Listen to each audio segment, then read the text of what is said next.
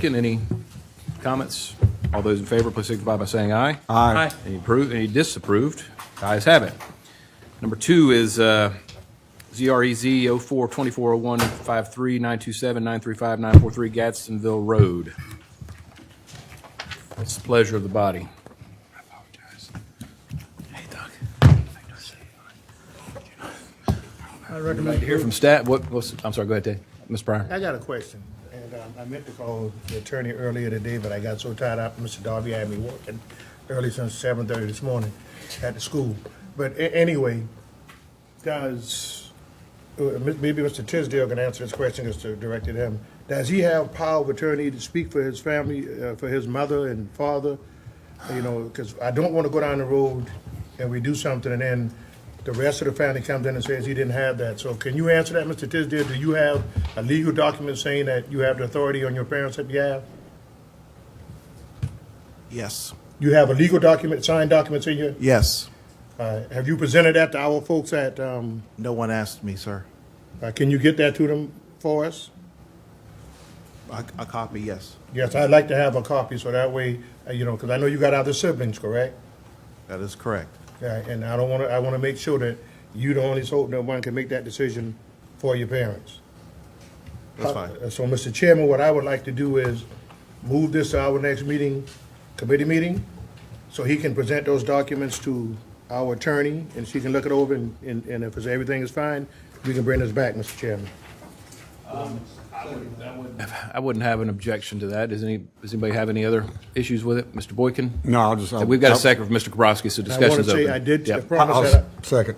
yeah, Prior motion, Mr. Kabrowski seconded, so now discussion. and I did promise that if everything was the way it was, you know, anybody that wanted to exit out, I would support it. But I want to make sure before I vote that, you know, this council doesn't have any repercussion. So, Mr. Tisdale, can you get that to our legal attorney tomorrow?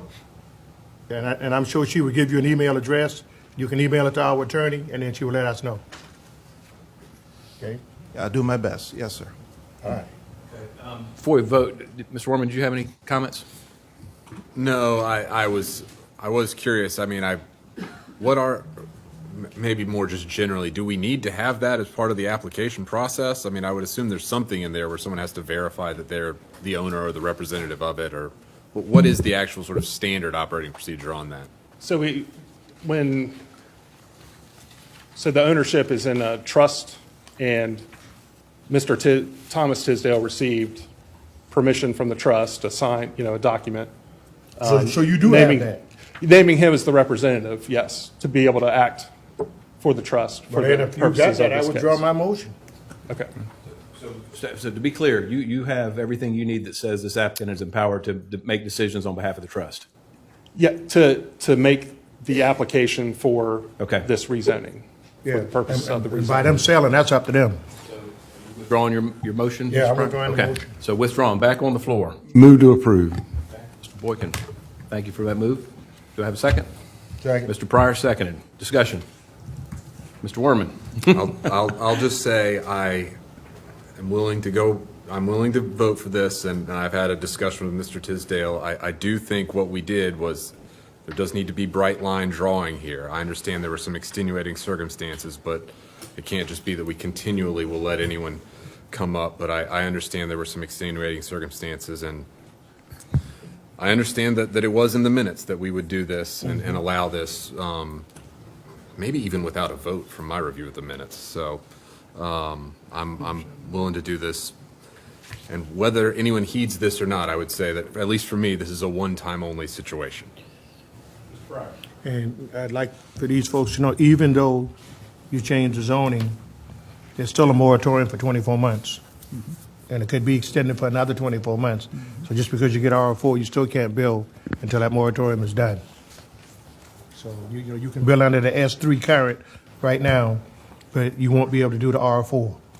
So I want to make that perfectly clear, so if you are interested in selling to the developer, it's going to be 2 years before you even close. I don't know, they may close and hold the property, but I want to go on record as saying, it's a 2-year moratorium, and it could be extended by future council. Any other comments? Mr. Karofsky. I'd like to ask the staff, did we get comments, I believe, in opposition to this?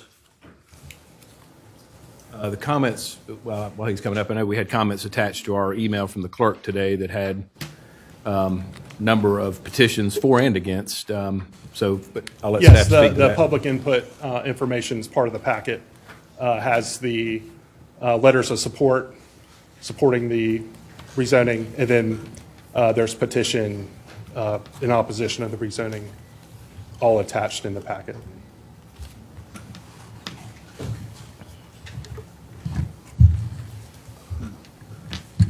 Was there a discussion as to whether Greenbelt funds could be used to maybe purchase this property? Greenbelt reached out to the applicant, and to my knowledge, did not hear back from the applicant regarding.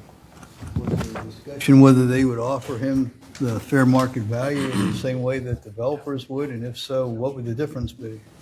So I I believe just asked- Eric, I believe Mr. Davis from Greenbelt is. And I just ask if the issue is fair compensation so nobody loses their property rights, if potentially that the Greenbelt could pay the same amount, what would be the harm to the family?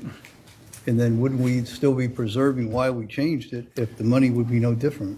Mr. Kabrowski, I reached out to Mr. Tisdale and had a conversation, explained the Greenbelt process, that we can only pay up to appraised value, gave him the process if he wanted to be, excuse me, if he wanted to pursue that.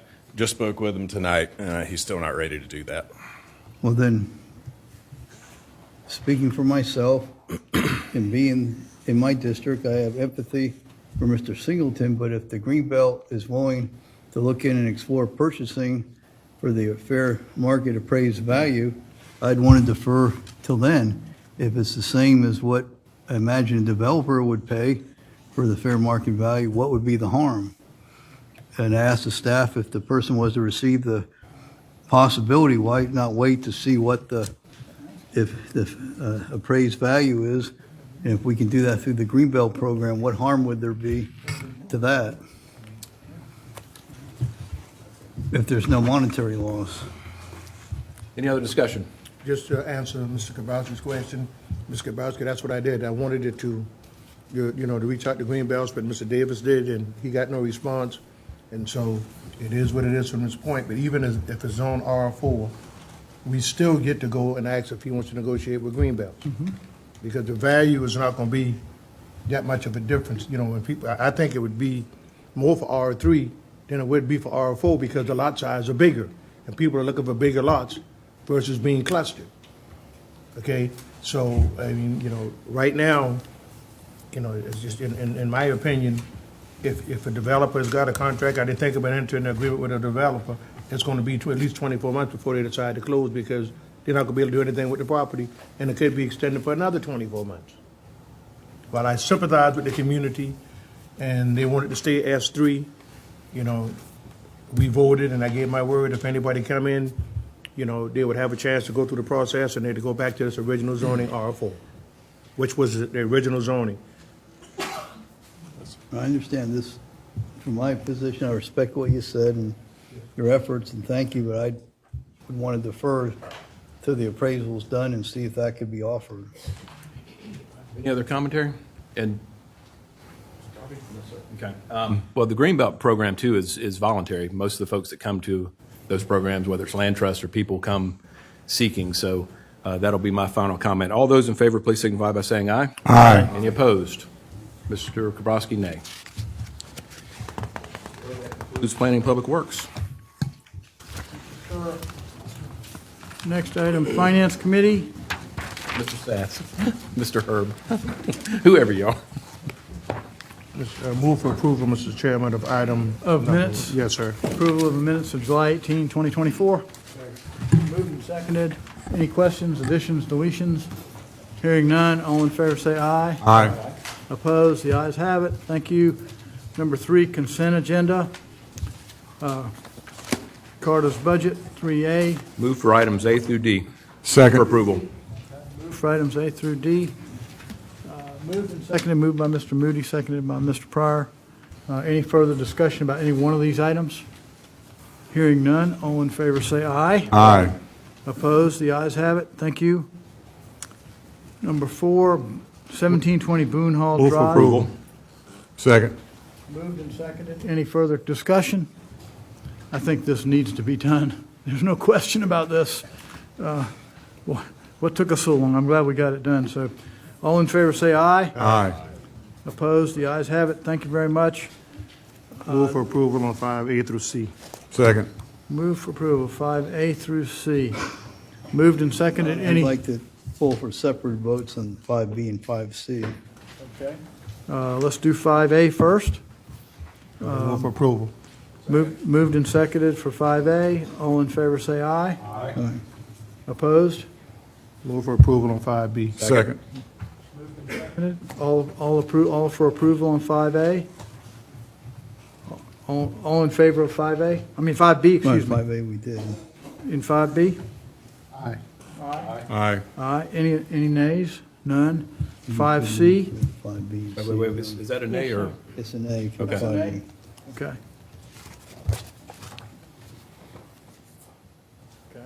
5C, financial Move for incentives. approval. Second. For 5C, any discussion? All in favor say aye. Aye. Opposed? Nay. Okay, 1 nay. Thank you. 6A, nonprofit capacity building special project, request to approve. Yes, sir. Before we do, Mr. Durant, is this about these people with the, this 5A, 6A? Can you let me know what this 6A is about? Yes, I can, or Just a short summary, that's all I need to know. yeah, just a summary of the project. Yeah, what, because I want to make sure we on the same, you know, this is what I'm thinking, because, There's Is it- two different non-capacities, so let the smallest. right. Nonprofit. Might we move for approval for discussion, or you want information first? All right, I'll second it, and then. I'll move for approval second. All right. Yeah. Okay. So yes, sir, this is the nonprofit capital capacity building program. It's where I think there are 42 applicants applied, and they will receive funding to do different projects in their nonprofit organization. Okay. So this is not the one about the equipment and all that other stuff? Yes, sir, this Okay. is the equipment to Good, that's what I expand thought. services. Okay. Yes, I just want, yeah, it's worded different than, yeah. Capital Different than the equipment, yes, sir, it's Right. equipment, yes, sir. Okay, I'm good, because I met with y'all about this, yeah. Yes, sir, you did. All in favor say, oh, I'm sorry, Mr. Werman? Ms. Smalls, there's no reallocation from any of the, this was pre-approved for these purposes, Yes, sir, you correct? approved Just $2 wanted to- million for this. I saw that in here, I think. I just wanted to make sure. Thank you. What does capacity building mean? After the COVID, the pandemic, and we received the ARPA funding, council decided they wanted to assist the nonprofits to help them build because they do so much work in the community. At this point, we decided as a department that we would provide funds to assist with buying projects or equipment that they couldn't afford to buy previously because they've had an increase in participants in their programs. And who picks the nonprofits? So it's an application process. They apply through our neighborly system. We have scores that evaluate the project, and the scores are from different places. This time we use the Emerging Leaders Program, and participants from the Emerging Leaders Program scored all of the applications, and then we ranked the applications in order based on their scores, and we made the recommendation to council based on those recommendations from the scores. So ultimately, it comes back to us to approve. Yes, sir. It's, because it's a public meeting, and I knew that. I just wanted to, so people understand, you process it and you score it, but it comes to us to actually approve who gets it. Yes, sir, that's correct. All right, thank you. You're welcome. Thank you. Any further questions? Hearing none, all in favor say aye. Aye. Opposed? The ayes have it. Thank you very much. Chairman, Yes, sir. Mr. Middleton is not here today. I would like to remove 7D, and Ms. Honeycutt is not here today either. So, I mean, if it's okay, I'd like to defer it to the next meeting. If not, we can take a vote and move forward, but I'd like to defer it to the next meeting. Is there a second? Second. There is a second? Okay. I think since two members are not here, I think it's a pretty smart idea to do that. Mr. Werman? I think there might be some folks here who, came here probably expecting to, and I'm fine with this. It is an important decision, and I understand that we have some folks maybe unexpectedly unavailable today. But if folks are here, would we be able to give folks an opportunity to speak, just so they don't have to Absolutely. make the trip twice in case they're here for that purpose? Ms. King is here. I saw her in the elevator.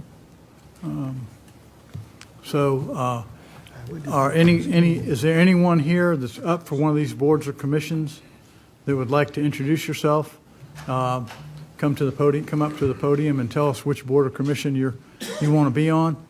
And we appreciate it. I'm sorry, but two of our members aren't here tonight, so I think it's only fair that we vote later, but most of us will hear you. Thank you very much. Okay, I'm Charles Fox, existing commissioner for St. Paul's Fire Commission with the Hollywood seat. I am seeking a reappointment for one more term, and after that, I won't be back before you. I think I've sent in my application, my qualifications and reasons. I think I'm the best candidate. I'm a certified emergency manager in South Carolina. I'm on a federal and state disaster medical response teams, and been active in the community pretty much all my adult life. Retired from Charleston County in charge of the radio communications. And if you got any questions, I'll be happy to answer. Thank you, Mr. Fox. Appreciate that. Thank you for being willing to serve. Ms. King? Good evening, Councilman. I'm Lisa King, and I'm currently representing a commission for the Charleston County Parks and Rec Commission, and I've been actively involved and enjoy the work that we're doing, and we have many capital projects still on the board, and I'd like to continue working with it, and particularly one of my major goals is hopefully to see a West County aquatic center as we did, East County as we did in West County, and the East County as well. So I'm asking for your support, a vote again at this time. Thank you. Thank you. Chief Garvin? Good afternoon. I'm Larry Garvin, retired firefighter, 51 years in the fire service. A little brief history. Back in the 80s, I went to work. I retired from the city of Charleston. And in the 80s, while I was working in the city of Charleston, I went to St. Paul's. The commission asked me would I come out part-time. I did, and when I did, 3 parcels of land that we have fire stations on, I hustled those from landowners. Didn't cost the taxpayers a dime. When I left, I had 5 brand new fire trucks, 19 paid men on the payroll. And then after I had retired, the commission came to me in 2016 and asked me again, would I be willing to serve? And I turned them down a couple of times, and then they finally said, give us a shot. So I tried, and I did, and I successfully. Right now, we bought 4 brand new fire trucks with money that we saved. I put some plans in place where nobody could get around it. We saved a lot of money. I'll have more firefighters now on the record than we've ever had, and the benefits are better, and the budget is good, and we turned everything around so that we could get. And when I retired in March of 2023, I left it in good hands, and it is doing substantially well. And I appreciate your consideration. Thank you.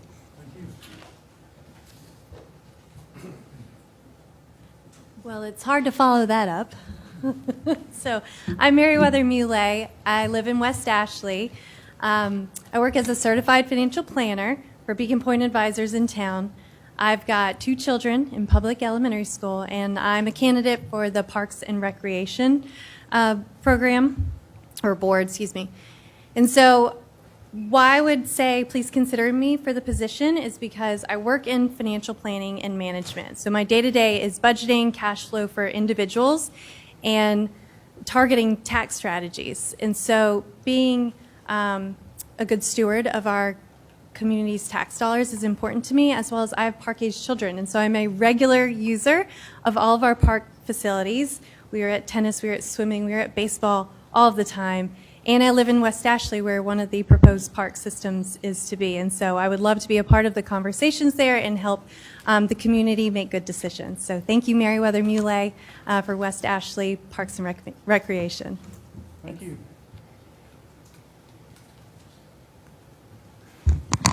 Greetings. My name is Denise Fugo, and I am interested in housing and redevelopment.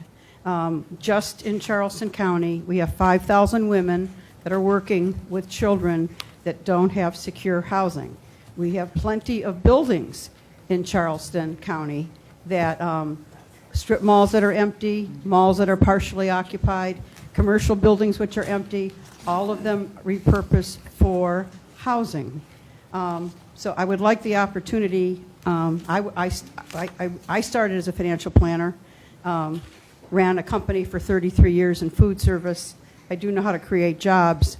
The problem we're having is that people earning $7.25 an hour can only afford about $300 a month in rent or a mortgage. And you may not care about those people, but it's not going to be such a great town to come to if you don't have enough people working in the restaurants.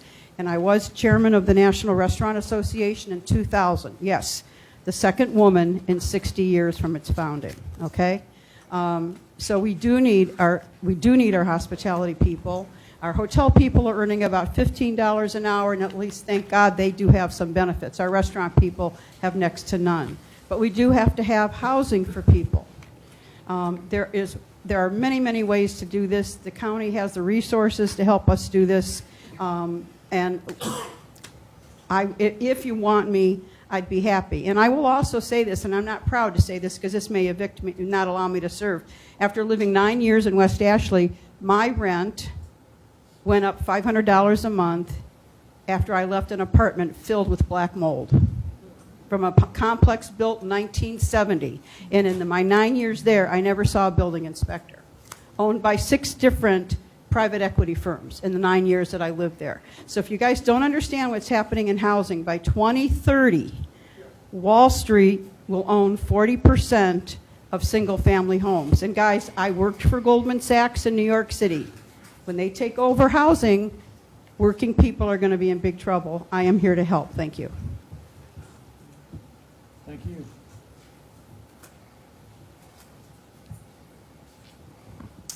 Hello, my name's Keen McLaughlin. I'd like to introduce myself or reintroduce myself to some of y'all. I'm interested in serving on the CCPRC board. So I'm a landscape architect. I've been a landscape architect for 25 years, and I'm also a certified land planner. I work for an engineering firm here in town, probably one of the better engineering firms in town, proud to say that. I believe in smart growth, the use of facilities the accurate way. I've done a lot of work on the private sector for CCPRC, so I think I have a pretty interesting perspective on how things work. I'd like to get inside and see if we can help out things a little bit better. I use the parks on an annual, regular, almost daily basis. I play way too much disc golf, but that's a different story. But I appreciate the opportunity to be considered. Thank you very much. Thank you. Hello, my name is Dave Spedden. I live in Mount Pleasant. Trying to get more involved in the community. I've retired from a very long career at UPS and have a background in project management.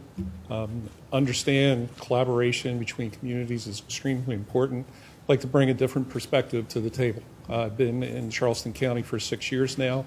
I love the area. I love the parks that we have, and I have the time to volunteer, and I'd like to get more involved. So thank you for your time. Get your name again, sir? Sorry. David Spedden. Thank you. Is there anyone else? Thank you all for being willing to serve.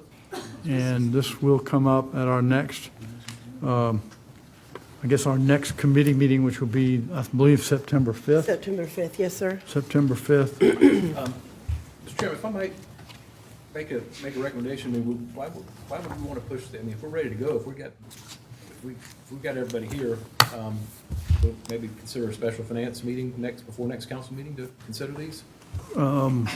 I just throw it out. You make the schedule. Our next regular meeting is before our next county council. Oh, okay, So- sorry. Yeah, our next committee meeting is September 5th. Then the county council meeting, that's a Thursday, and then we follow the next Tuesday Okay. with a council meeting. Waiting that long is not going to hurt. Okay. People, then I'll continue to serve. All right. Until. Thank y'all for being willing to serve, and thank you for your patience. Thank you very much. Okay, next item. Item from legal.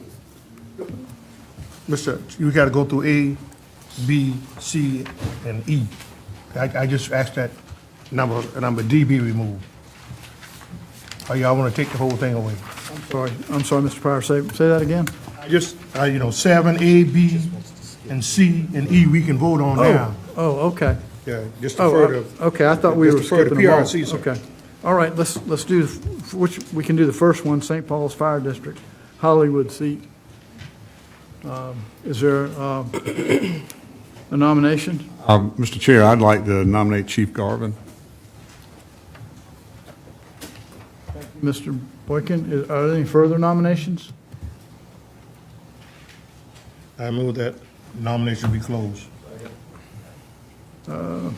Okay. 7B, St. Paul's Fire District, Edisto Island. Mr. Chairman, so that means Mr. Garvin gets by acclamation. Garvin will be elected, yes, sir. I thought we would nominate them all and then we'd vote on them, but we'll vote on them as we go. Okay, let's do it. Okay. Mr. Garvin is the nominee. All in favor, say aye. Aye. Opposed? The ayes have it. Thank you. Congratulations, Mr. Garvin. All right, number 7B, St. Paul's Fire District, Edisto Island, one appointment. Mr. Chair, I would nominate Mr. Morrison. Okay. Thank you, Mr. Boykin. Are there any further nominations? I move we close nominations. All right. All in favor, say aye. Aye. Opposed? The ayes have it. Mr. Morrison, you are elected. Thank you for being willing to serve. I don't think we need to vote, do we? You did. No, because that's I'll acclamation. defer to the clerk on that, but. You just did.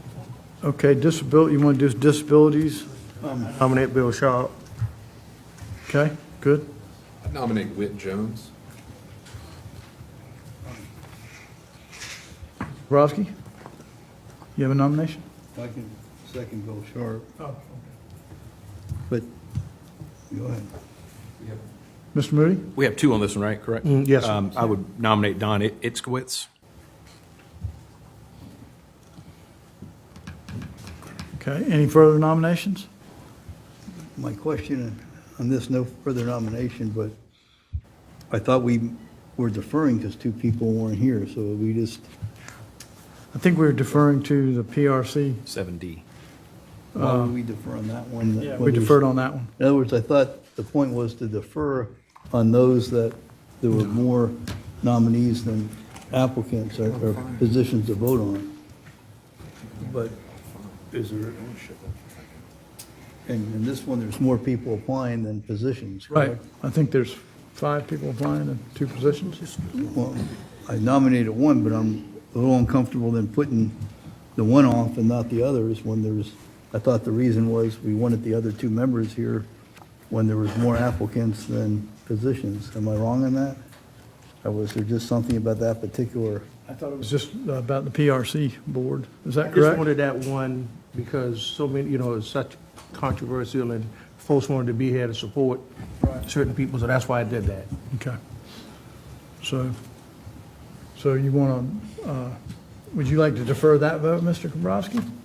Well, I nominated one, but I was just thinking out of fairness if, If you want to defer this one, we on now, Mr. Kubowski, you have every right to ask for deferral. Yeah. okay, I can. Well, this, because I came in tonight, I have strong opinions about one, the one to get on, but I Well, no, was coming in tonight thinking we were going to defer all of them, so I wasn't prepared to vet the other ones fully. That's my only concern. I know the one, but I wasn't, when I thought we were going to defer all the votes, I wasn't prepared to vet the other ones that I wasn't sure of. That's, defer this one? for that reason. Is there a second? I'll second it. I believe no one for that particular spot appeared today, and that was one of my primary concerns. So I think you're right. I'll Okay. be fine voting with you to defer that, We Mr. will, Bobrowski. we will end up deferring 7D and 7C. So we have one more housing. Don't we need a vote on that? We do. I'm sorry, we didn't get it on that. It was moved and seconded. All in favor, say aye. Aye. Opposed? The ayes have it. Thank you all very much. Okay. 7E, Housing and Redevelopment Authority. There's one appointment.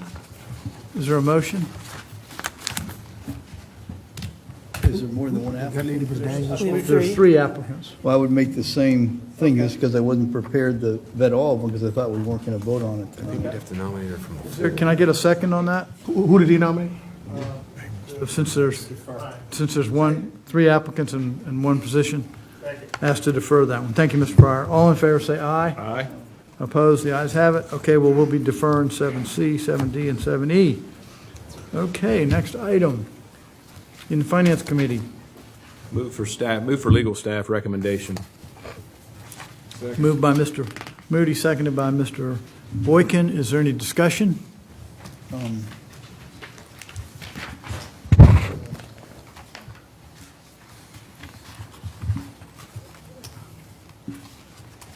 We have a public clarification of this from staff. Ms. Ham? Sure, yes, sir. So there are several sections of the county ordinances that have been repealed either by state or federal law. This is specifically addressing the section that was regulating cable TV providers, which we do not do anymore. That was repealed back in, I don't know, years and years ago. That's a state function at this time. And then there was another provision that required the county to have a health board and a health officer, and that was repealed. That function has been replaced by DHEC since the 80s. And so we have just been working with the clerk's office to clean up some of the ordinances that no longer apply, and these are two that just need to be repealed in their entirety. I want to thank council for stating so clearly, being a public meeting where we're repealing ordinance, I thought it'd be good for the public to hear it spelled out, so thank you for that. Mr. Sassmichael, why, again, going back to 7E, we did have someone here for the position, and I think she's the only one who was for that position, housing redevelopment, so why would we defer that? Ms. Daniels, right? Mr. Darby, we did not receive an application from the person who spoke. Okay, So- thank you, ma'am. Yes, sir. Thank you. Yes, sir. Okay, thank you. Okay, that's number 8A. Get a vote on that? Well, I was going to ask if there was any more further discussion. Thank you, Ms. Ham. That was very clear. All in favor, say aye. Aye. Opposed? The ayes have it. Mr. Moody? I was going to say, just before we adjourn finance, I know the climate action plan was on there and was passed over, but, and that was done so at a request of Mr. Middleton, who has been a strong advocate for this program. We knew he was going to be out of town, and he actually emailed all of council members and asked if we would consider, because he wanted to be here to champion that program and actually speak to it. So out of respect for that, Mr. Chairman, I just wanted to make sure that the public knew that's why it was deferred. Thank you, Mr. Moody. Perfect. That was right. Okay.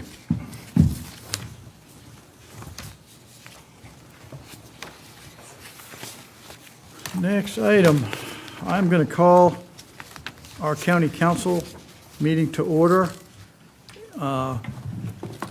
First item will be Freedom of Information Act. In compliance with the Freedom of Information Act, notice of meeting was posted and agendas were distributed to news media and persons requesting notification. Thank you. Minutes of July 18th, 2024. Second. Moved and seconded. Any questions, any deletions, additions? Hearing none, all in favor say aye. Aye. Thank you. Next item, Michael Burris and Emily Morrison Wood. Would you please come forward and bring your families? And Assistant Chief Nash, I think, is here. Certainly the fire chief as well. Thank you.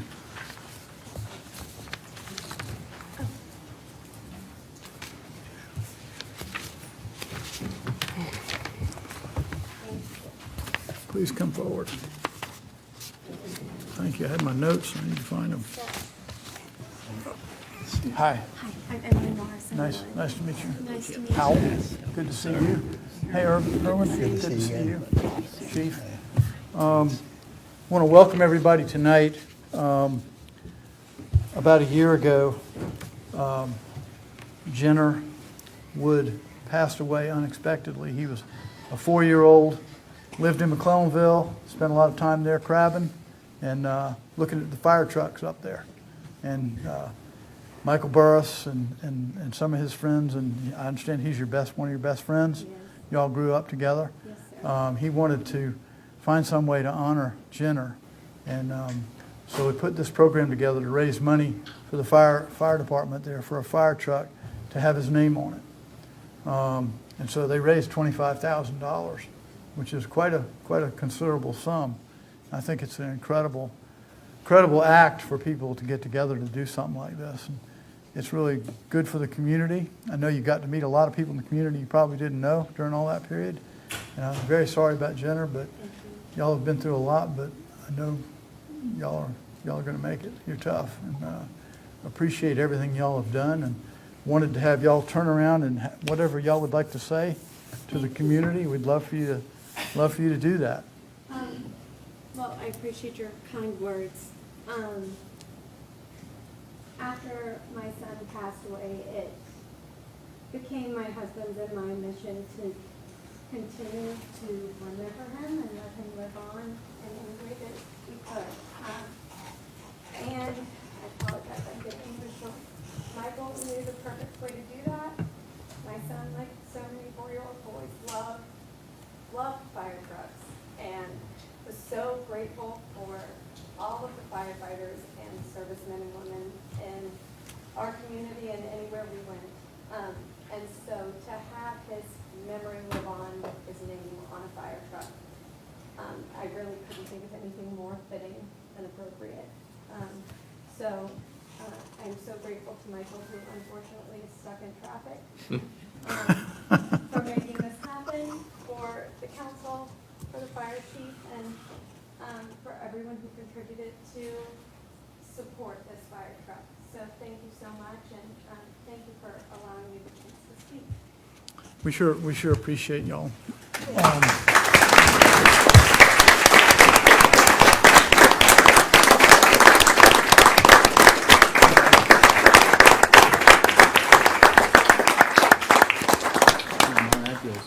Yes, sir. Love for you to say So I something. want to take a second, County Council, ladies and gentlemen.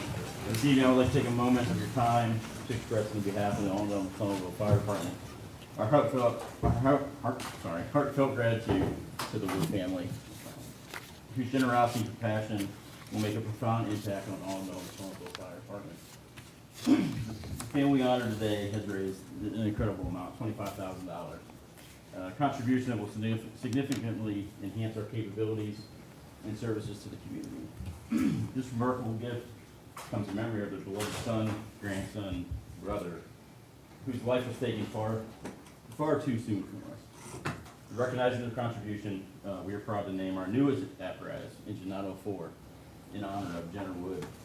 This dedication is a small token of our appreciation and a way to ensure that Jenner's memory and love for the red fire trucks lives on. We are deeply touched by your generosity and commitment to supporting our department. Your donation will not only help us acquire essential equipment and resources, but also serve as a powerful reminder of the enduring strength and unity within our community. To the Wood family, words cannot fully convey our gratitude. Your support embodies a spirit of service and selflessness that defines our department and our community. We are honored to carry Jenner's name with us as we continue our work, keeping his presence alive in every life we touch and every emergency we respond to. Thank you from the bottom of our hearts for your incredible generosity and for allowing us to honor his memory in such a meaningful way. Thank you. Thank you very much. Thank you so much. Thank you all. Can you get a picture? We do. Couldn't remember To if you accept voted the or not. money, we did. Yeah. All All right. Hey, Michael. Good to see you, buddy.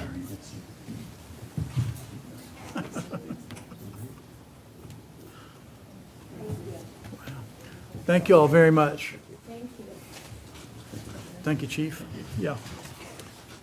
All right, last item, we need to vote to accept the $25,000. All in favor, say aye. Aye. Opposed? The ayes have it. Thank you all very much. Okay, I'm going to disband County Council for public hearings and public comments, including financial incentives. Thank you very much. Ms. Worcester? We have one person, Anthony Bryant. I guess you need to read it, though. You want to read it? Anthony G. Bryant. You want to read the public notice? Oh, I'm sorry. I forgot what I'm hearings? wired here to do. Okay. Notice is hereby given that Charleston County Council will hold a public hearing prior to final approval of an ordinance authorizing the execution and delivery of a special source credit agreement by and between Charleston County and GHP Maine LLC. And it looks like Mr. Bryant left. Okay. So that was it. Thank you. Is that the only public hearing? Or we have No, another? sir, we have another one. Notice is hereby given that Charleston County Council will hold a public hearing regarding a request. Chairman, please forgive me, I didn't mean to interrupt you. Okay, yes, sir. Being it's a public hearing, can we hear from the staff to give this, so the public can hear? It's a public hearing. I'd like to hear their justifications and the benefits we will receive for giving the financial incentives for GHP Maine LLC. Mr. Chairman, I think that's out of order. This is on council to give that the staff is, it's out of order.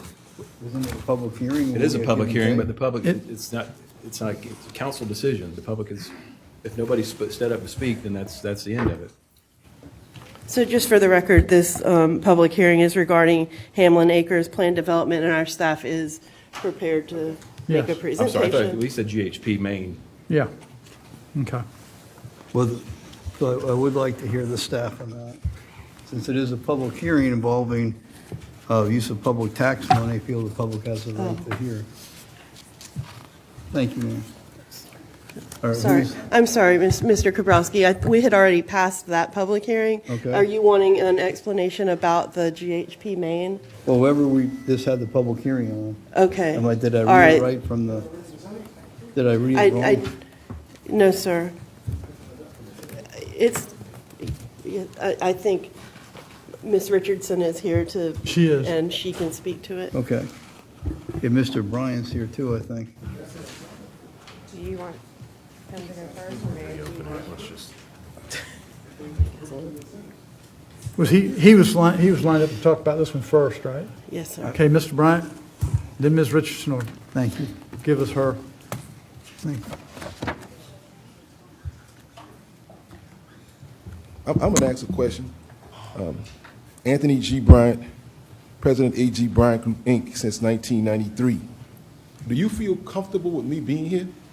Because Judge Nehemiah A.G. and Heighton affirmed that Judge Joseph Dawson III, U.S. District Court judge, sat on a federal bench. Judge Nehemiah ruled on a case of mine and prepared an affidavit for threatening communication to the former building.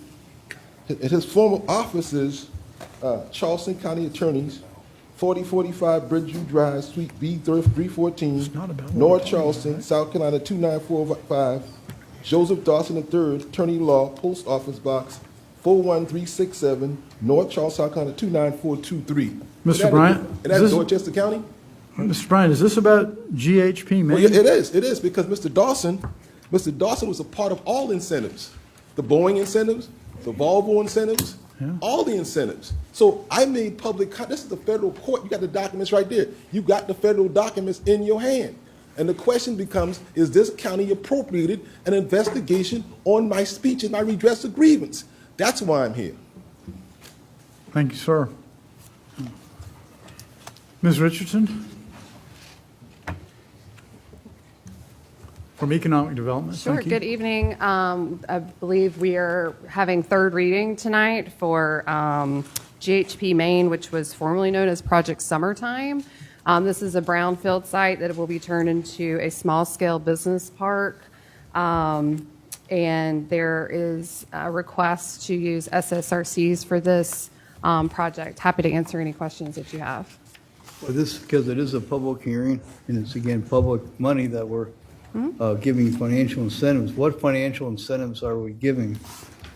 The special source revenue credit is being offered, and that is a credit to go towards the infrastructure of this business park that will in turn create essentially quadruple the tax revenues to the county. And it should not exceed over $800,000. And who's getting the financial incentives?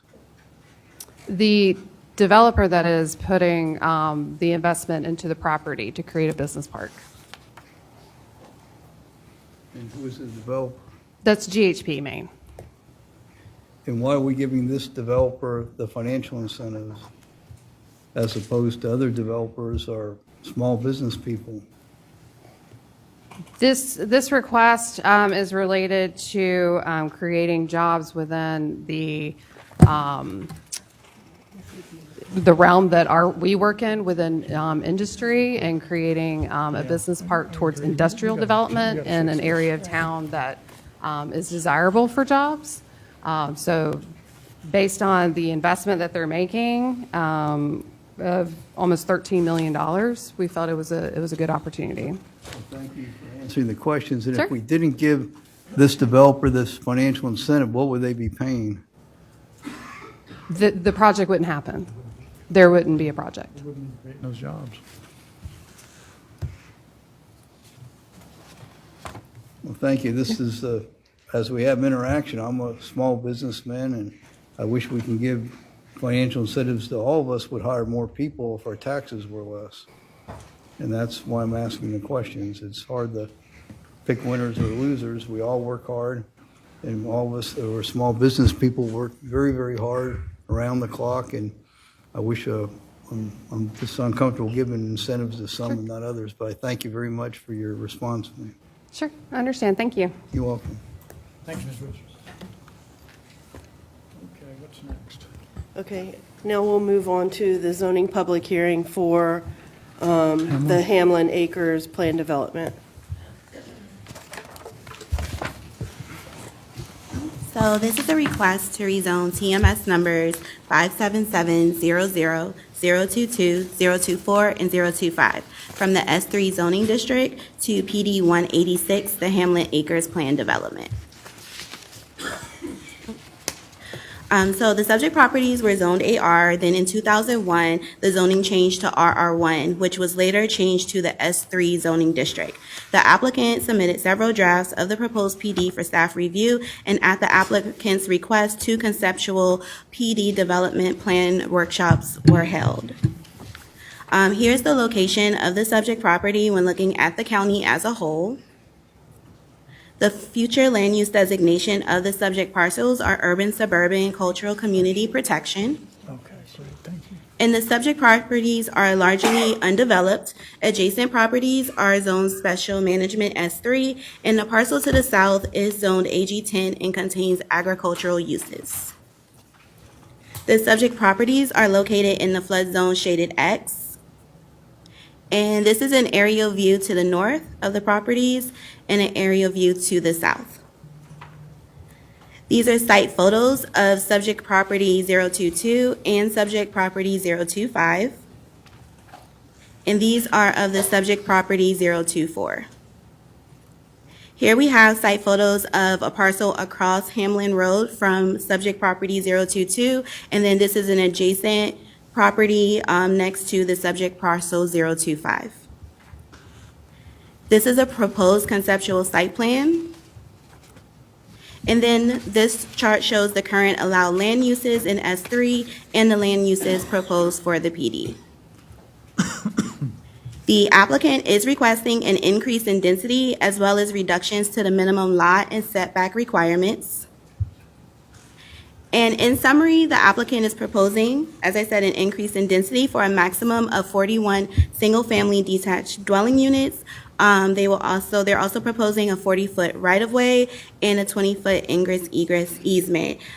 Please note that the right-of-way and the easement do not comply with the requirements of the Charleston County Road Standards.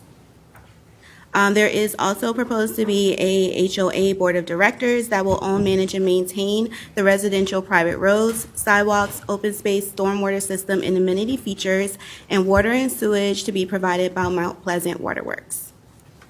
The applicant did provide responses to the approval criteria. And due to the proposed development's increased density, reduction to the S3 dimensional standards, and non-compliance with county road standards, the approval criteria have not been met, and the proposed development and is inconsistent with the comprehensive plan.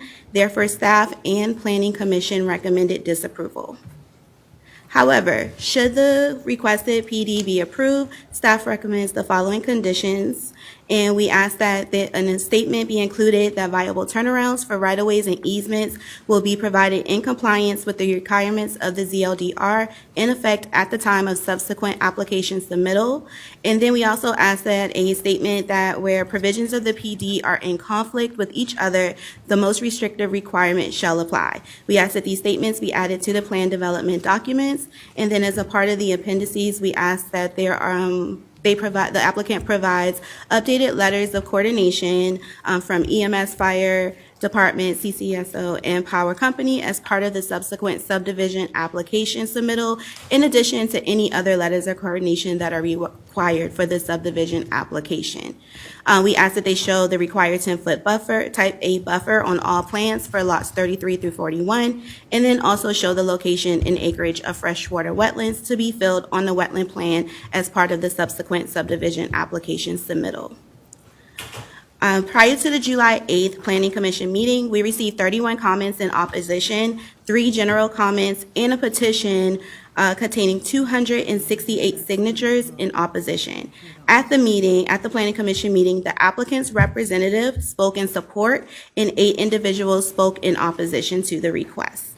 Prior to today's meeting, we received this slide says 17, but received an additional letter this afternoon, so 18 comments in opposition. 1 question was submitted regarding the request, and then we also received a petition that was marked as privacy sensitive, but it also contained 37 signatures in opposition to the request. And the request was noticed as required. We have 17 people signed up for this one. Pardon me? We have 17 people signed up. Okay.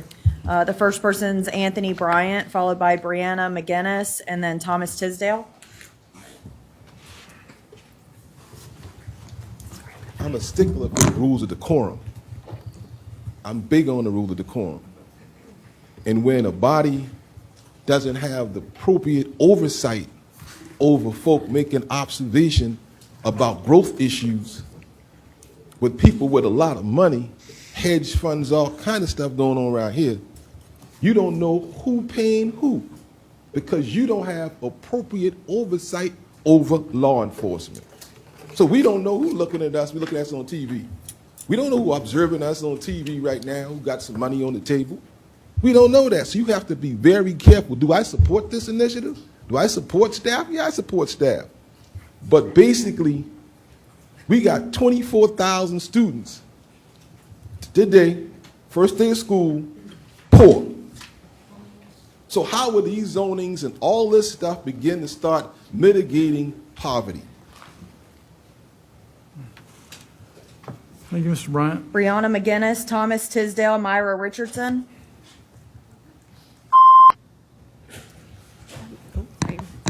Hi, my name is Brianna McGinnis. I don't live in Hamlin, but I am a Charleston County resident.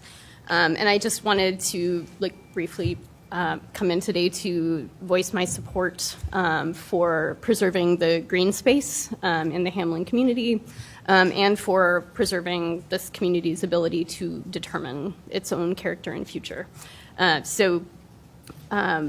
This proposed development, obviously would mean building over green space. It would also potentially endanger the future of Hamlin, the community as it exists now. And I think, flooding is something that we know results from building on our green space. And we also know that gentrification follows from many of these developments, especially when we're looking at houses that are priced at, $600,000 a piece.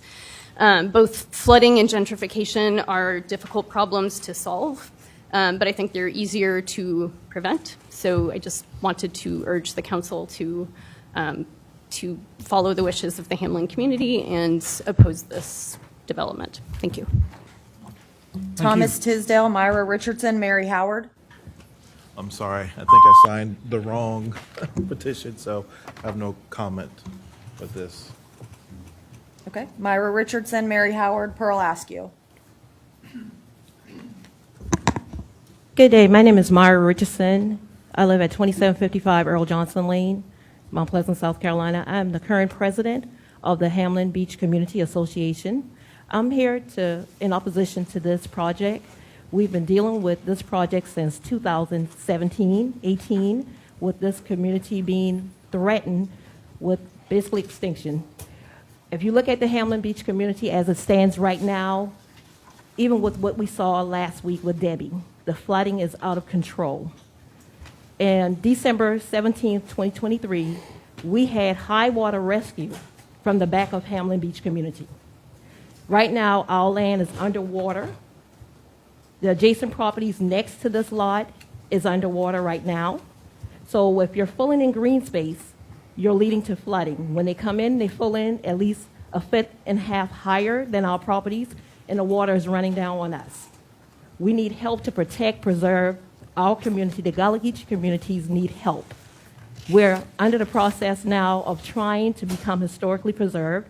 I understand those are the only communities that have the moratorium, wishing that Charleston County would have done it across the county with the other communities that are not historically preserved right now, but that's what we're working on as we speak. So once again, we're asking for protection. We're asking you to deny them. And before approving anything of this nature, ask them where they're getting water and sewer, because this property does not have water or sewer available to it. I live on Earl Johnson Lane, and since 2018, they've been trying to come through Earl Johnson Lane for water and sewer. They keep telling us it's a coincidence, that it's not for this property, but any time that this property comes up for Charleston County, Mount Pleasant Waterworks comes back at the residence on Earl Johnson Lane to replace the sewer line that should have been replaced since the 90s. Why did it take so long to come to us to try to replace it?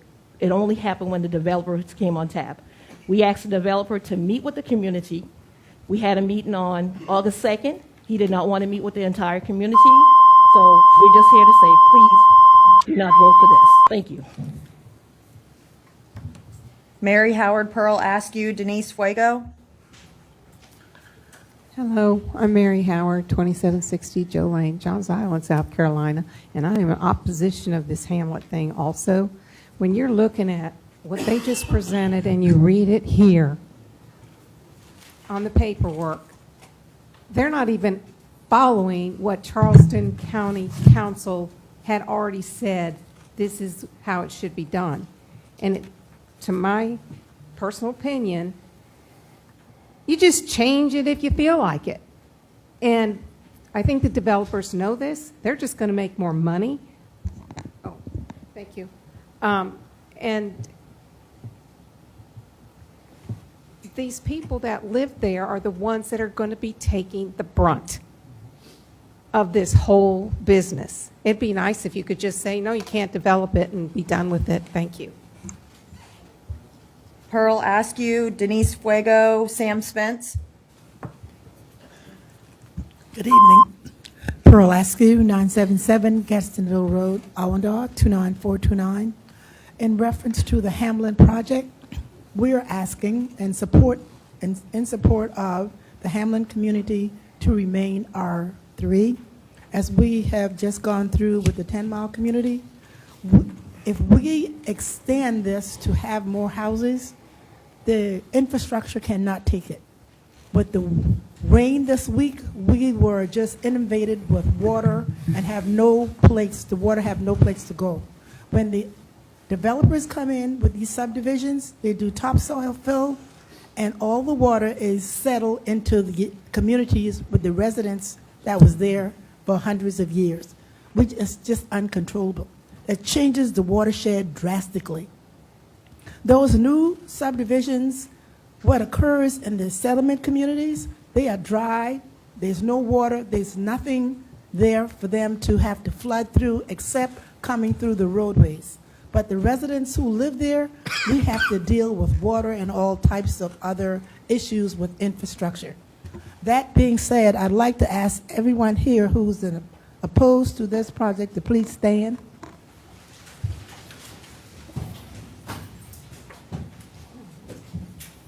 Thank you. Denise Fuego, Sam Spence, Michael German. Denise Fugo, I'm representing Housing for All Mount Pleasant, 1000 Johnny Dobbs Boulevard, Mount Pleasant. First of all, this is not our first go-around with this development, but what has happened in terms of the housing crisis has greatly increased since our first go-around with this project. If you look at Hamlin Sound, and you reach out to Dr. Albert George, Hamlin Sound is one of the most precious water areas that we have in this region. Unfortunately, I love you all, but the county didn't really pay attention to this beautiful body of water. There's no public access, and I think there's one spot for fishermen to go to. But you need to reach out to an expert who has spent his life researching Hamlin Sound. Secondly, Dr. Robert Young, who speaks at the College of Charleston, runs a nonprofit called Coastal Carolina Cares.org. His research over 35 years shows that when God decides to raise the oceans, they're coming in 7 miles. So in theory, if you look at the flooding patterns that we've endured in this area, he's right. The water, we didn't have a hurricane and we're flooding, okay? No hurricane yet. Now, if you're young enough to remember Hugo left 15 plus feet of water in the Hamlin Beach community. And as a northerner, I didn't realize. I thought the water came in and then the water went right back out. But as I talked to the residents of this area, they said, oh no, when the ocean rises and it comes in, it sits for days. And you all know, because you guys got the bulldozers out, you got a burn pit going, and you bulldozed all the wooden structures that collapsed during Hugo. Now we're just getting ready for it again, because I think you're trying to buy another area of land, I think it was on Johns Island, for another burn pit, because we know we're going to get hit again. So the other issue I have for the developer is the insurance companies have changed their calculation. If you are in a flood zone, they're making insurances very difficult, and they have seen this already on Sullivan's Island. We are against this development. We need 40 affordable housing units, and I'm happy to work with the developer. Sam Spence, Michael German, Tamara Butler.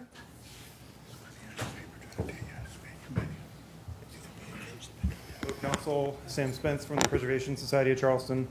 The Preservation Society of Charleston opposes the proposed rezoning of these 3 parcels in the Hamlin Beach community. In acknowledgement of residents' longstanding concerns with this project, in support of Planning Commission's 7-0 to 1 vote to recommend disapproval, as well as county staff's well-reasoned recommendation for disapproval. Charleston County has long recognized the unique threats faced by settlement communities, and for almost a decade now, efforts have been underway by this planning staff to document and protect these historic communities.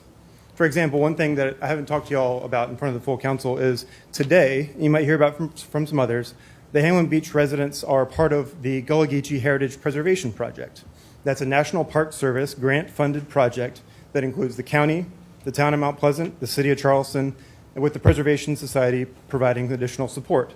And as part of that project, Hamlin residents have identified on their own and plan to complete an area character appraisal, which is one element that would help them pursue historic district designation if they so choose.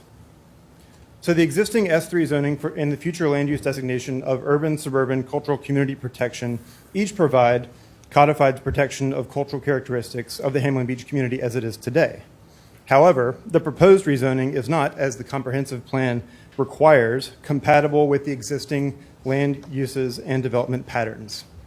In fact, this PD would increase density beyond what's allowed under S3. It would decrease minimum lot sizes by more than half.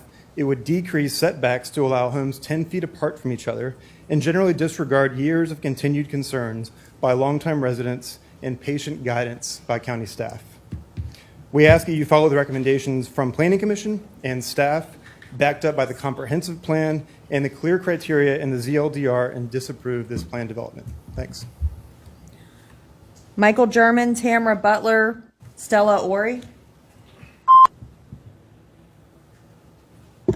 Michael German, 1707 Snowden Road, and I'm just here to say to Charleston County Council members that the Snowden community stand in support with the Hamlin community on their request to have this housing development project denied. Once again, it's a part of your plan, and it just needs to be reinforced in terms of what you allow in an S3 zoning, and it should not be changed, especially when the people who live in that area does not want to change. So I don't see how, in my opinion, the Charleston County Council Chambers member can not take that as the gospel in making your decision. Thank you very much. Tamara Butler, Stella Ori, Leo O'Neill Jr.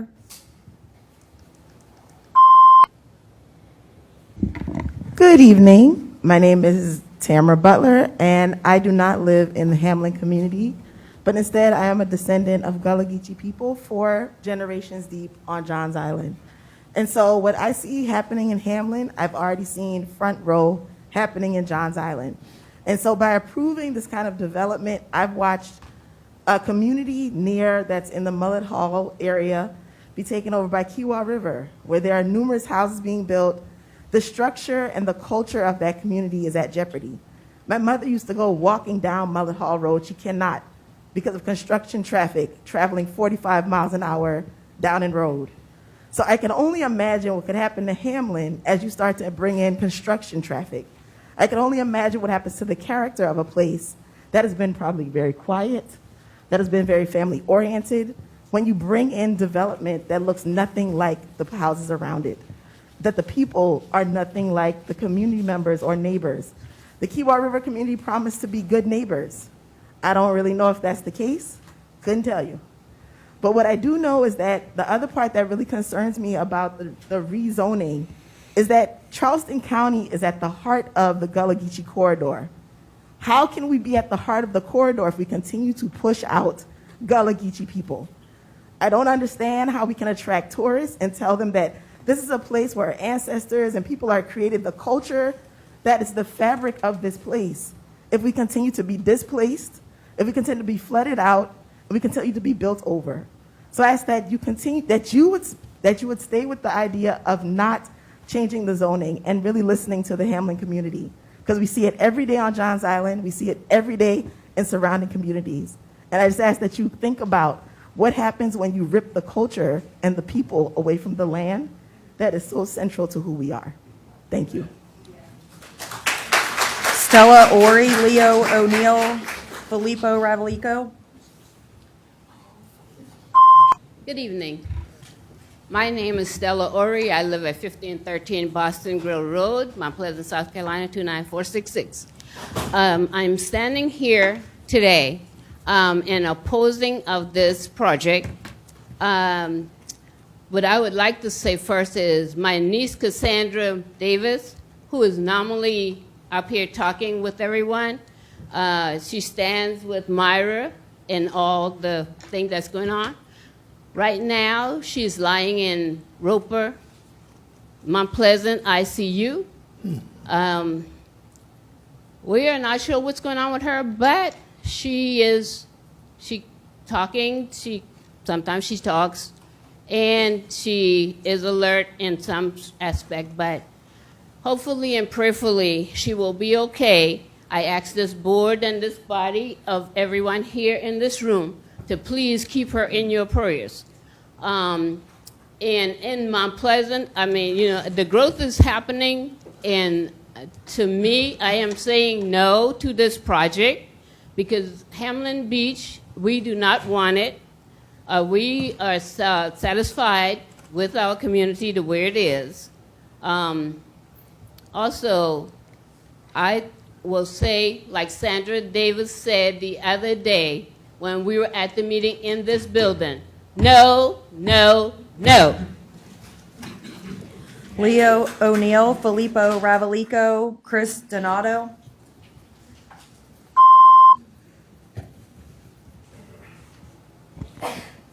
My name's Leo Daniel O'Neill Jr. I live at 1538 Hamlin Road, and I just want to say that we do oppose this. This is an excellent community. I've grown up in the Charleston area my entire life. My dad worked with, most of the people he worked with were from Johns Island. We've seen what's happened to Johns Island. When Cassandra was here and presented recently, she showed a picture of what the settlement communities looked like several decades ago as to compared to today, and they've shrunk.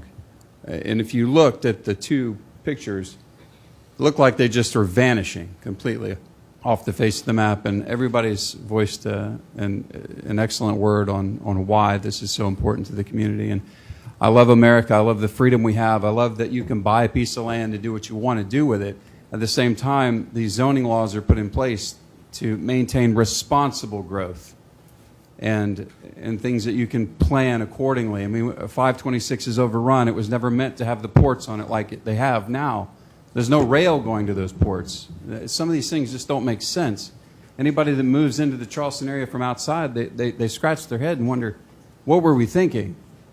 So this is the process. Let's think through this and let's think responsibly about how we do these things. And I just want to say I appreciate your consideration and hope that you'll stand in preserving these settlement communities. They're wonderful places for families to live and dwell, and they're very peaceful.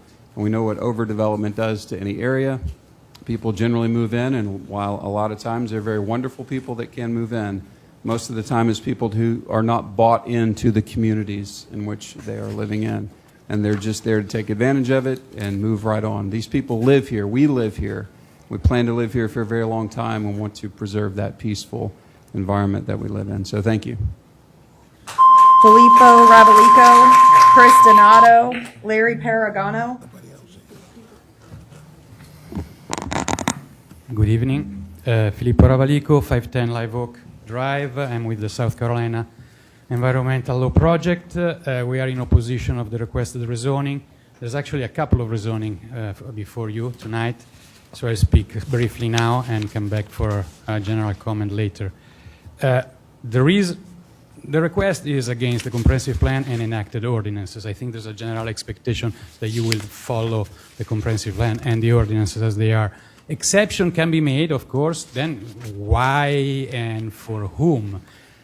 The reason not to make an exception, you already heard them plenty, and I don't want to repeat them now. I just want to point out that if you were to make an exception, you would do it for someone who showed up on Planning Commission telling that this project, this rezoning, is in the interest of the community because it would increase the open space.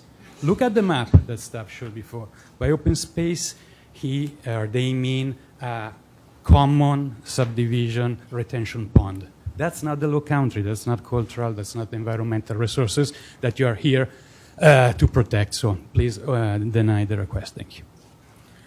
Chris Donato, Larry Paragano, Faith Rivers James.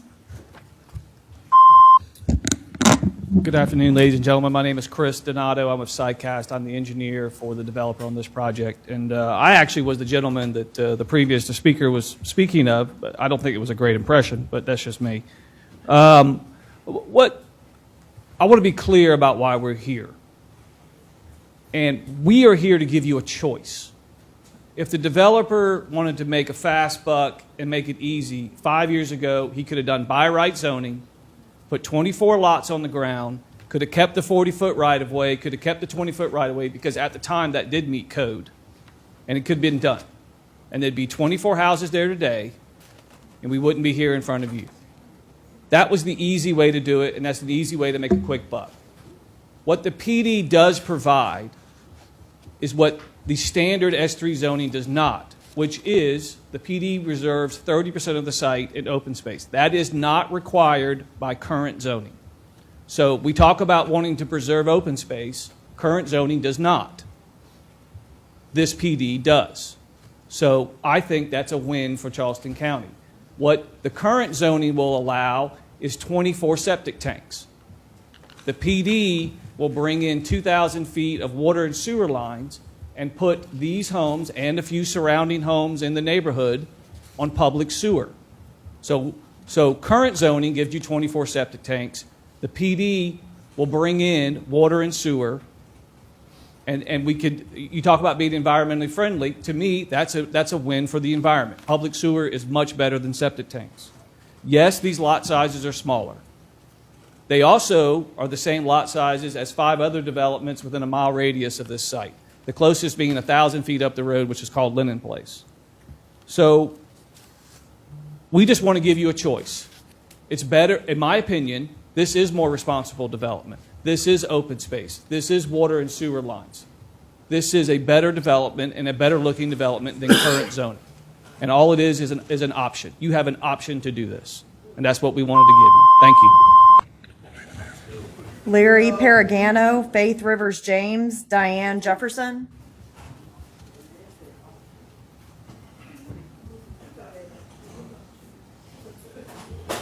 Larry Paragano. I am the follow-up developer, if you will. I was not the person that originally brought this to the county board. I'm just trying to finish it. I'm going to reiterate to a degree what Chris said, that we weigh what the benefits are to the county versus what it would be to just seize a quick dollar, if you will. I hate to say it, but it's going to be one or the other. It's either going to be the 41 lots, 40 lots, whatever the county approves, or we will do 24 or 25 septic tank lots. I'm not familiar, as perhaps I should be, with the Gullah community and how it works. I was never presented that when I first bought the property. I appreciate the passion, particularly with Cassandra and Myra. They are passionate about it, and I understand that. But there's just a true economic situation to this project. If I could change it, I thought that it would make sense to bring the sewer and the water and help the people that have failed systems. In deference to what the gentleman said earlier, there is open space. There's almost 1.5 acres of pure, true open space on the south side of Hamlin Road. It is in keeping with the 5 other developments within a mile. But I can go the other way too. I don't really care either way. I think I could do the 24 lots and move on. I know it's not popular, which is also kind of the reason why I didn't meet with the Hamlin community as a group. I'm happy to meet with the Hamlin community leaders, but I just can't have this kind of just group discussion. It's just not, it's not productive. So I'm happy to do it. I offer it here today, but I'll leave you to think about what your applications are that's out there. Thank you. Faith Rivers James, Diane Jefferson.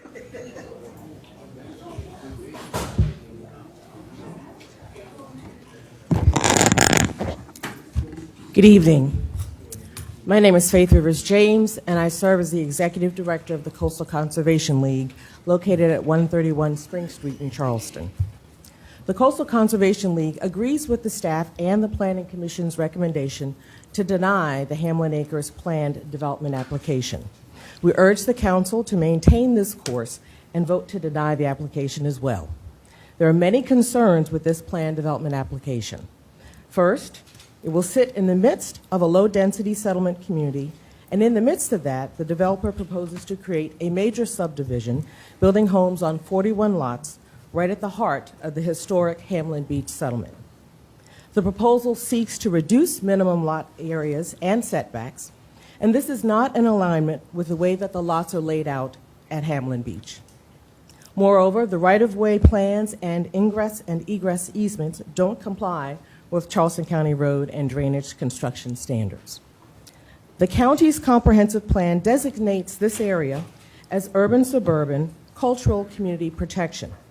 This designation is intended to, and I quote, protect and promote the culture and unique development patterns of existing communities. It is also meant to sustain the strong sense of community that thrives in Hamlin. The plan development in this application does not fit within these standards. The Hamlin Beach community is an historic settlement community east of the Cooper. Indeed, it is the community where my third great-grandfather, Mike Wigfall, and many ancestors of those in this room tonight purchased land during the 1800s. Hamlin has a robust history, culture, and character that define it from that day to this. The Conservation League supports the vision of members of the Hamlin community to achieve a conservation outcome for this land. Rather than a subdivision full of strangers, we would like to see some green space preserved. We ask you to vote no. Thank you. Diane Jefferson. Good afternoon, I'm Diane Jefferson. I reside at John Balaam Road. I came in support of the Hamlin community. Matter of fact, I came in support of all of the Gullah Geechee people. I want to say to this board, you guys need to get your act together. It's a shame as to what y'all have done. And I say y'all generally and loosely, but all of these settlement communities have been raped. 6 Mile community has been raped. The last development that came in, it came adjacent to my property. And we've been fighting county, town of Mount Pleasant, police department, all kind of deliveries on a road that has been dedicated as private by Charleston County, but somehow, some way, some stuff got changed. I'm here for this community here today. I hope you don't rape the Ondo and McClenaville community like you've done all of the others. You guys don't know the value of us. There's a value to us, and there's a value to having us in your community. We're not bad people. We do what we need to do. We've strived and done what we had to do to get to where we at, and we don't need to be raped. With regards to the flood water, I had to dig a trench from my front door all the way to the ditch to get the water out of my yard, because that development done come in and did just what these people say, raised it up. You guys, in our last meeting with you guys, we told y'all about how in the world they could build so close to the ditch. There's a drainage ditch that you guys put there under the 1962 agreement that was a big wide ditch. But these people door, back step, is less than 25 feet from that ditch. How they get to do that? When you come to me, you tell me I got to have certain setbacks. You need to apply whatever you apply to us, to them. I am a realtor. I don't have a problem with development, but develop on your land and don't try to come put your gas line on mine.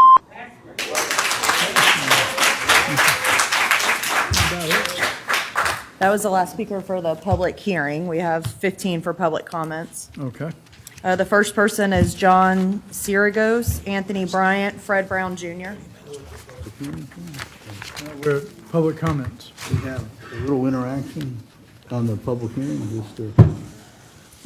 I wanted to ask the staff's recommendation is to reject it.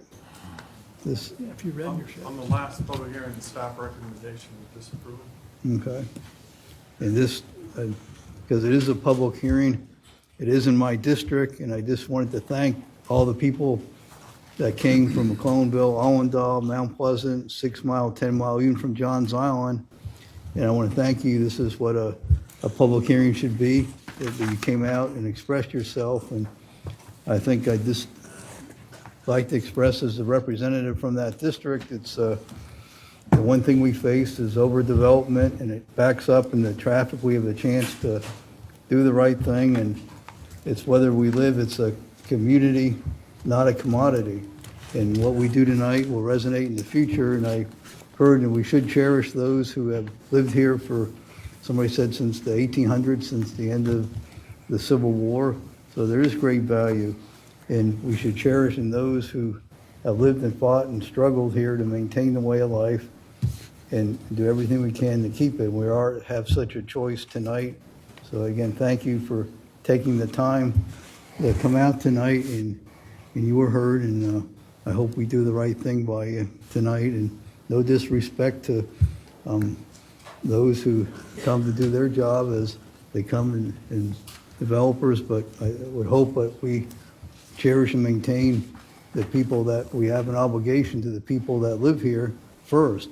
And I think that rather than look for those who can change it to their interest, we still have to look at the people that live here. It's a home, it's a community, and not a commodity. And that's how I look at it. Thank you. Thank you. Yes, sir, go ahead. Mr. Chairman, council members, I'm John Sarigas. I've lived in Charleston County 60-plus years. Very well, thank you. 33 years in Scanlonville, so I'll refocus your attention to another settlement community. Yep. I'm here to alert you today in Scanlonville, there's an ongoing initiative of 2 or 3, I call them profiteers, who are operating in Scanlonville. For $15, they file a quitclaim deed down at the Registry of Deeds and create a whole bunch of problems for members of my community. They file these quitclaim deeds on lots that are owned by families, lots that are owned, I think there's several that are still owned by Charleston County. Those are title lots. Vacant lots, lots with homes, yeah. Why would you do something like this? Well, they're doing it to make a quick buck. They're doing it because they want payment to remove their quitclaim deed. And several residents recently, in the last 4 years in Scanlonville, have actually paid what we consider are devious and unconscionable, and I mean, it's extortion is really basically what we see it as. Council members, stop this practice, please. Protect valid owners from profiteers who claim to own land they never purchased. Preserve the county's ownership of title lots, and I don't know if it exists anymore, but I would ask you to restore the county surplus land program. I actually bought my property from Charleston County 35 years ago on a surplus land sale. If there's still the ability to do that, why not do that? I leave that question with you. Again, please save us from these type of profiteers. I thank you. Anthony Bryant, Fred Brown, Mary Howard. I won't be here much. I'm going to tell you why I won't be here much, because when somebody asks me, what's your job? Started my company, Bryant Group Inc. in 1993. I was focused on the Post and Courier for close to 10 years. What's your second job? Port City Services, LLC. I started in 2001. I created my own job for myself. I have no children. I'm not married. I'm putting my full life in activism now. I'm all on this. You know how many black people get their property seized by the government? Personal property gets seized. He asked a question about the incentives, and they create jobs. How many black businesses did you actually help with your incentives when the government actually takes our jobs? Through federal investigation, state investigation, conspiracy investigations, they all take place in our community. There's no fear with me whatsoever in terms of the feds or the state, because the state and the feds sanction slavery and Jim Crow. They'll sanction this experience I got too. But my father taught me something. He said, Ephesians, 6 to 10. Some black folk that now. Some of y'all that. Y'all wicked. Some of y'all are wicked. And you like to hide behind this shield of religion to do your dirty work. 2 Corinthians. You know what that is. You shame a man's name, destroy his reputation. I get strength from that. I'm fortified in what's real. I don't want to be white. I don't want to be Tim Scott. I'm not concerned about everybody white. I have a black experience. And I'm not going to sit with somebody and talk about everybody poor white. I ain't going to do that because that ain't my experience. My experience is sitting next to people in my community who have gotten their property taken, who have been a part of conspiracy investigations with Augusta, Georgia, Columbia County, Chatham County. That's basically the 11th Circuit. What, the 11th Circuit? My name's there. I had to file my suit in Georgia, and I'm going to file it there because we got too many filthy faced slaves in our community. Fred Brown, Mary Howard, Sidney Van Bluck. Evening, council members. I'm Fred Brown Jr., 2946 North Highway 17, Mount Pleasant. I'm here again this afternoon to address a site plan review that's behind schedule for 4 years now. This work has not been completed, has not been addressed, and I'm having a problem continuously with the departments that's supposed to be enforcing the codes have not addressed the issue. I've been lied to that the permit was granted, but I knew the Freedom of Information Act had explained to me there weren't no permit for these work. That's causing problem, water on my property. My health issues at stake also. We have current weather condition coming up now. The owner is pumping the water off of his property onto Highway 17. All the water's coming on down to my property in the front, on the back, and to the adjacent properties next door to me, flooding out our area, front and back, pumping water off for unpermitted work that you departments have not corrected. This is something very bad is happening that you all are allowing, covering it up, and I've been lied to. Now I'm looking into having this work addressed. Either the council member them take them up yourself, or I'm going to turn it over to the Department of Justice and get my civil rights, my livability right established. Because I'm looking into the application about it, they saying from the civil rights from the Department of Justice, what we do is protect the rights. We sue, we persecute individual, organization, anyone who violates civil rights. And mine's being violated 4 years. Please, council members, take this issues at hand, or I'm going to turn my file over to the Department of Justice. Mary Howard, Sidney Van Bluck, and Craig Askew.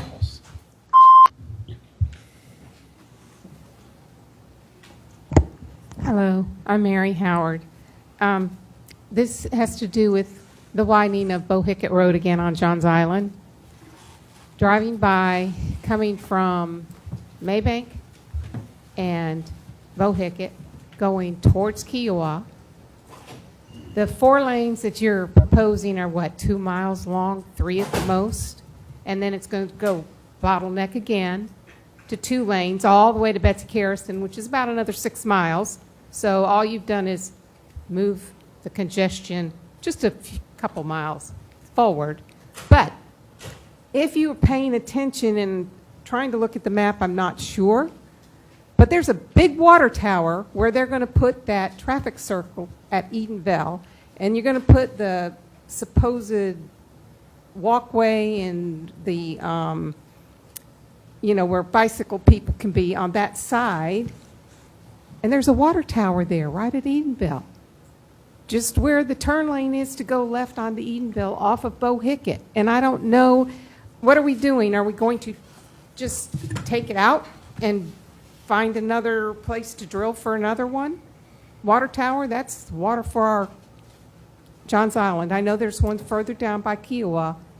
That's 2 that I know of. But what are you going to do with this one? Has anybody addressed this, or did I miss it somewhere when I was doing my research? Thank you. Sidney Van Bluck, Craig Askew, Pearl Askew.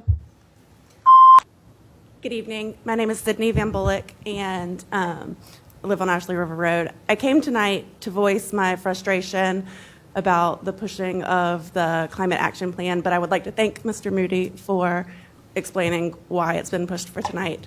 Correct me if I'm wrong, but I believe tonight is the 5th time that it's been pushed. So I do look forward to when you will actually address this. And while I'm up here and have the platform, I just ask that you support it.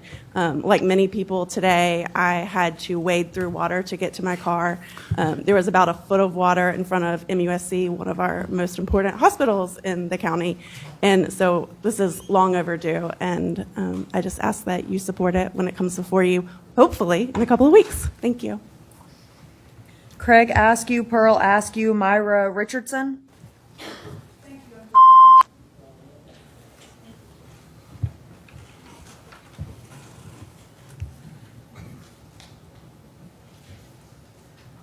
Myra Richardson. I'm a part of a group that's called the Community Alliance as well. We work together to help protect and promote activities in the Gullah Geechee communities for all the residents. And once again, I'm here for Hamlin. I'm standing for Hamlin. As the developer was stating that he would provide water, sewer for the residents, it's only 3 houses that's on Hamlin Road at that portion that do not have water or sewer at this point. And from the plans that I've seen, the sewer line will run on the opposite side. Those residents will still be responsible for trying to cut across Hamlin Road in order to obtain water and sewer. So it's not that they're providing access to it or giving them anything. They're putting it closer into the area, but they still can't afford to do it.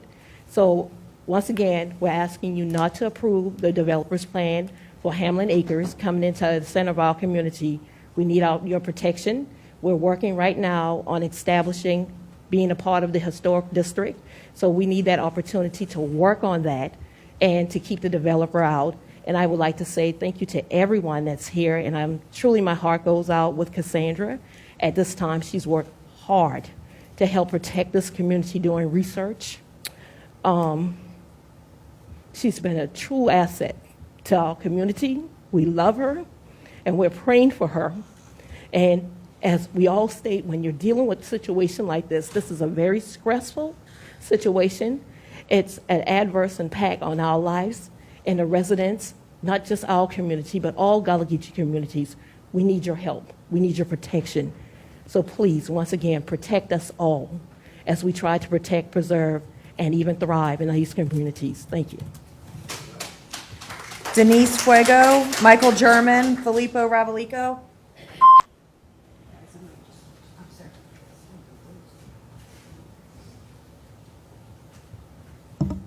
Thank you again. I'm really addressing comments on CARTA.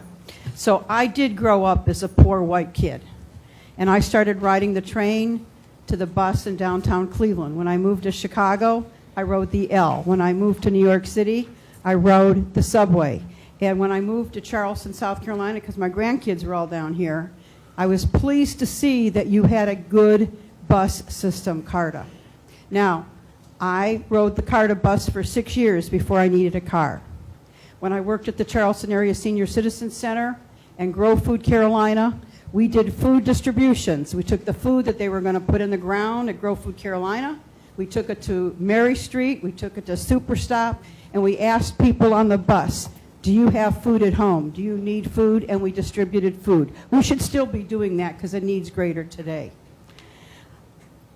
I know the bus drivers, and I know we had a change in contract, and I serve on the CARTA Advisory Board. I'd really like to serve on the big board, but I'm on the CARTA Advisory Board, and I just want you to know that I have heard comments because we had a change in operator.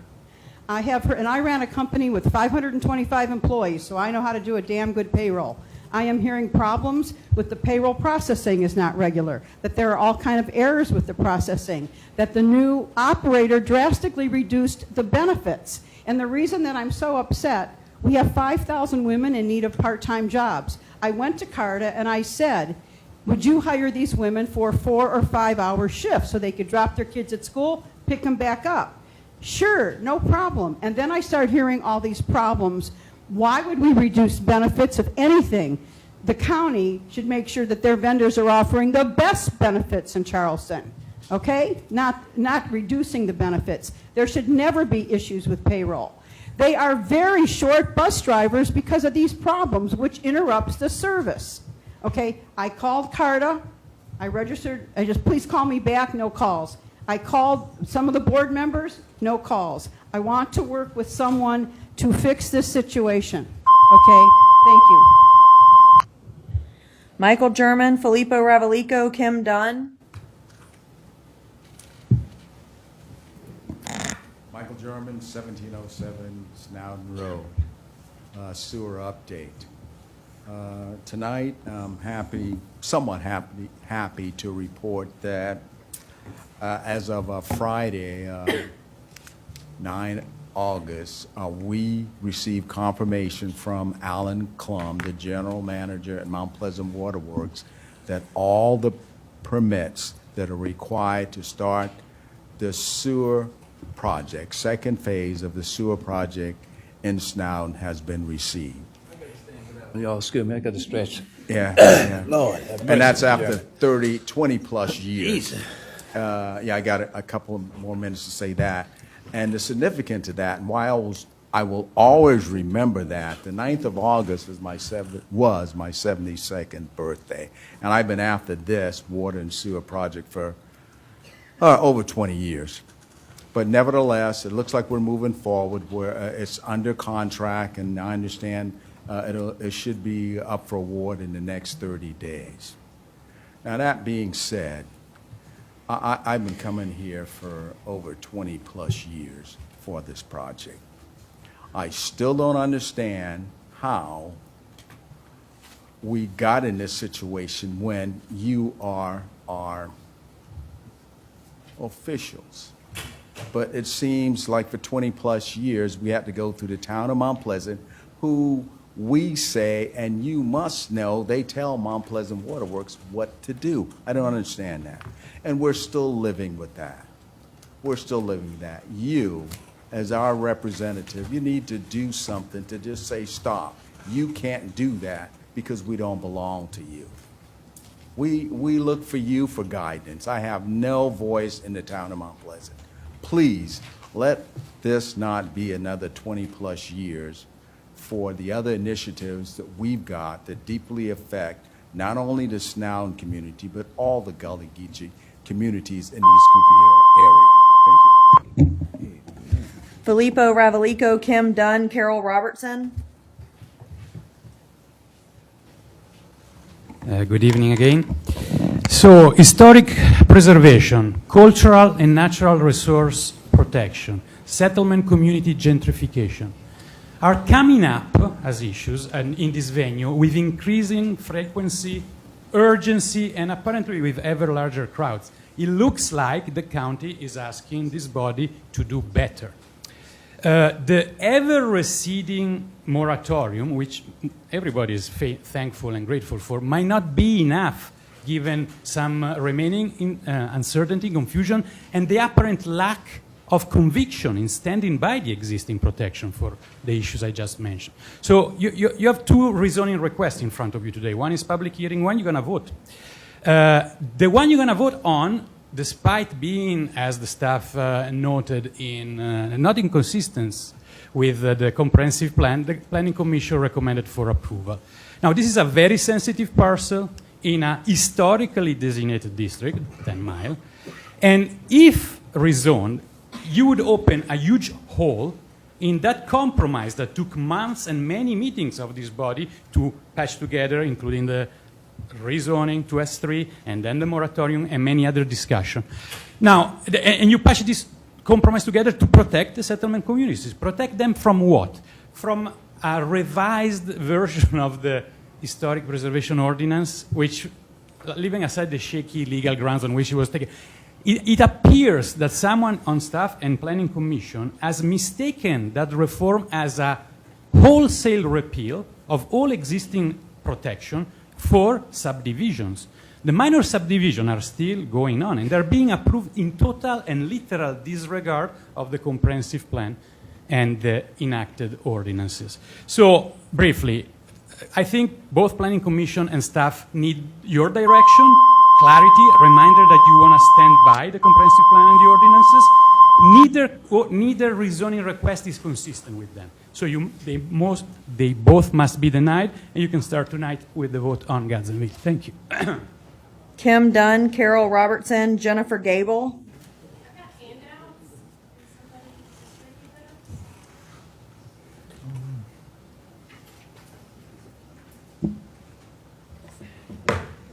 Hello, my name is Kim Dunn, and I live at 716 Gatepost Drive in Mount Pleasant. In May, the Charleston County Republican Party passed a resolution to support protecting minors from sexually explicit books in our county public libraries. This is not a political issue, but a moral one. Each of you have been emailed the resolution, the petition, and supporting signatures. The petition has been signed by hundreds of Charleston County residents. Our community has quite frankly been shocked at how explicit the text and images are, and agree that the books are obscene and should be relocated into a restricted area in the adult section.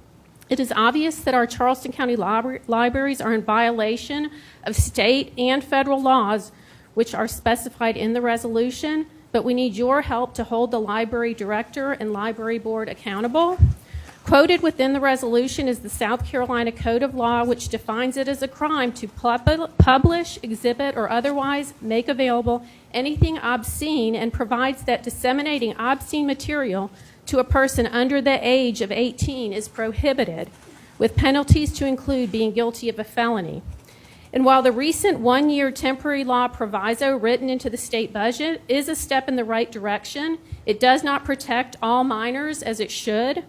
Angela Craig, the director of Charleston County Libraries, recently stated that there are already policies in place that address these very concerns.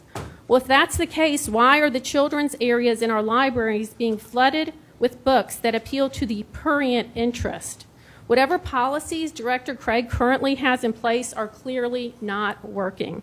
The Charleston County Council appoints the library board, and you hold the power of the purse, and funding oversight is the most powerful tool in your toolbox.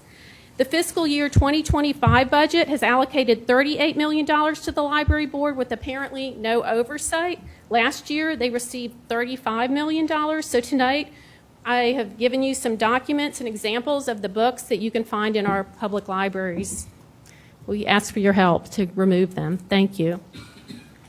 Carol Robertson, Jennifer Gable, Thomas Tisdale. Did she give us the material? Good evening. My name is Carol Robertson, 708 Natchez Circle, Mount Pleasant. Please help us to protect our children by ensuring your appointees, the people that you appointed to be on the library board to address these concerns. The two-page resolution that was previously emailed to you, the library director, and the South Carolina representatives that is in your packet tonight can be summarized as follows. Number one, calls upon the library director and library board to immediately order the relocation of all sexually explicit books taking any form into a special access section within the adult section of each public library into which no person under the age of 18 may enter. To immediately order the access restrictions to be placed on public internet access devices within and provided by the libraries which require proof of age of the user before access to sexually explicit obscene books is possible. Number three, create a library card for children under the age of 18 which will not allow checkout of sexually explicit, obscene, or adult books. Provide and implement a plan within 90 days to implement the special access sections of the adult area and the internet access restrictions in public libraries which regard to books currently on file and further future books. Number five, calls upon the South Carolina General Assembly to pass legislation in its upcoming session which requires the relocation of sexual explicit books or materials of any type into age-governed special access sections into the adult area of every public library and the implementation of an age-governed access restrictions on internet access devices, so no child under 18 can check out or download any obscene books. Example of these books can be found on booklooks.org. Looking for Alaska, Let's Talk About It, Flamer, Me, Earl, and the Dying Girl, All Boys Aren't Blue, and The Perks of Being a Wallflower. All of us speaking here are available to help. God bless you, and thank you for your time. Jennifer Gable, Thomas Tisdale.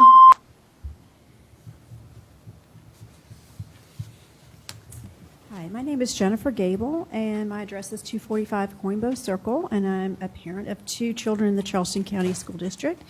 And just to follow up, for the sake of the public record, I'll read a few excerpts from the previously referenced petition, and I do have about 700 signatures from Charleston County parents and members of the community. Within the Charleston County Public Library system, there are hundreds of sexually explicit books that violate federal and South Carolina obscenity laws. Currently, these books are easily accessible to all children. Children are being exposed to sexually explicit and therefore inappropriate materials in the public libraries. This petition is to help protect our children by urging all libraries within Charleston County to relocate these books to a specifically designated area within the adult section where children may not see or access them. Children under the 18 should not be able to read, check out physical copies, or download ebooks which contain sexually explicit content of any type. Parents, legal guardians, and concerned persons need to hold all leaders, library staff, and the library board accountable for a list of these books that should be relocated and moved immediately, so as to ensure that all inappropriate books, ebooks, e-audiobooks, material, or future books and material shall not be placed or displayed in young adult or children's sections of the library. Reviewing and relocating the books should be the responsibility of the library director and reported by the library director to the library board every 3 months to ensure that they are not violating the laws that protect children from harmful sexually explicit material being placed in areas designated for children and young adults. Thank you. And Thomas Tisdale. County Council, I just want to thank the hard work that your staff has done to help us go through this whole rezoning application. They definitely deserve a raise. Put that on the next agenda. And I thank y'all and ask again for your support, and thank you for hearing me and taking into consideration our family's concerns. Thank you. That's it? Thank you. Okay. That's great. Yes, sir. Let me ask just one question to the attorney. Is your department privy to Mr. Fred Brown's problem? Is your department privy to Mr. Fred Brown's dilemma? No, sir, I don't have any details. Okay, thank you. No. Thank you. I'm going to reconvene county council. Third reading ordinances, 3A, amendments to the flood ordinance, third reading. An ordinance replacing Chapter 9 of the Code of Ordinances, Charleston County, entitled Flood Damage Prevention and Protection and Other Matters Related thereto. Mr. Boykin? Aye. Mr. Darby? Mrs. Honeycutt? Mr. Kabrowski? Aye. Mr. Middleton is absent. Mr. Moody? Aye. Mr. Pryor? Mr. Werman? Aye. Mr. Sass? Aye. Ordinance passes third reading with 8 ayes and 1 absent. Okay, 3B, Town of Sullivan's Island, transfer of election authority, third reading. An ordinance approving and accepting the complete transfer of authority to conduct municipal elections for the town of Sullivan's Island to the Board of Elections and Voter Registration of Charleston County. Mr. Boykin? Aye. Mr. Darby? Aye. Mrs. Honeycutt? Aye. Mr. Kabrowski? Aye. Mr. Moody? Mr. Pryor? Aye. Mr. Werman? Aye. Mr. Sass? Aye. Ordinance passes third reading with 8 ayes and 1 absent. Okay, 3C, financial incentives for GHP Maine LLC, project summertime, third reading. An ordinance authorizing the execution and delivery of a special source credit agreement by and between Charleston County and GHP Maine LLC, including any related or affiliated entities and any sponsor affiliates, whereby Charleston County will enter into a special source credit arrangement with the company, providing for the allocation of fees in lieu of taxes payable under the agreement for the development for a joint county industrial park with Colleton County and other matters relating thereto. Mr. Boykin? Aye. Mr. Darby? Aye. Mrs. Honeycutt? Mr. Kabrowski? Nay. Mr. Moody? Aye. Mr. Pryor? Aye. Mr. Werman? Mr. Sass? Aye. Ordinance passes third reading with 7 ayes, 1 nay, 1 absent. Okay, second reading ordinances, St. Andrews PSD issuance of general obligations bonds, second reading. An ordinance authorizing the St. Andrews Public Service District Commission to incur not to exceed $815,000 of general obligation indebtedness and the levy of ad valorem property taxes in the St. Andrews Public Service District to pay debt service thereon. Mr. Boykin? Aye. Mr. Darby? Aye. Mrs. Honeycutt? Mr. Kabrowski? Aye. Mr. Moody? Aye. Mr. Pryor? Mr. Werman? Aye. Mr. Sass? Aye. The ordinance passes second reading with 8 ayes, 1 absent. Thank you. Committee recommendations, first reading ordinances. 5A, issuance of general obligation bonds. Approval 5A through E. Second. Aye. Moved for approval of 5A through E and seconded. Is there any discussion? Like 5B, C, and D to be voted on. I'm sorry, Mr. Kabrowski, can you speak up? You asked for it to be by consent altogether, is that as I understand it? Yeah, the motion was for all five. I'd like to vote separately on B and C and D.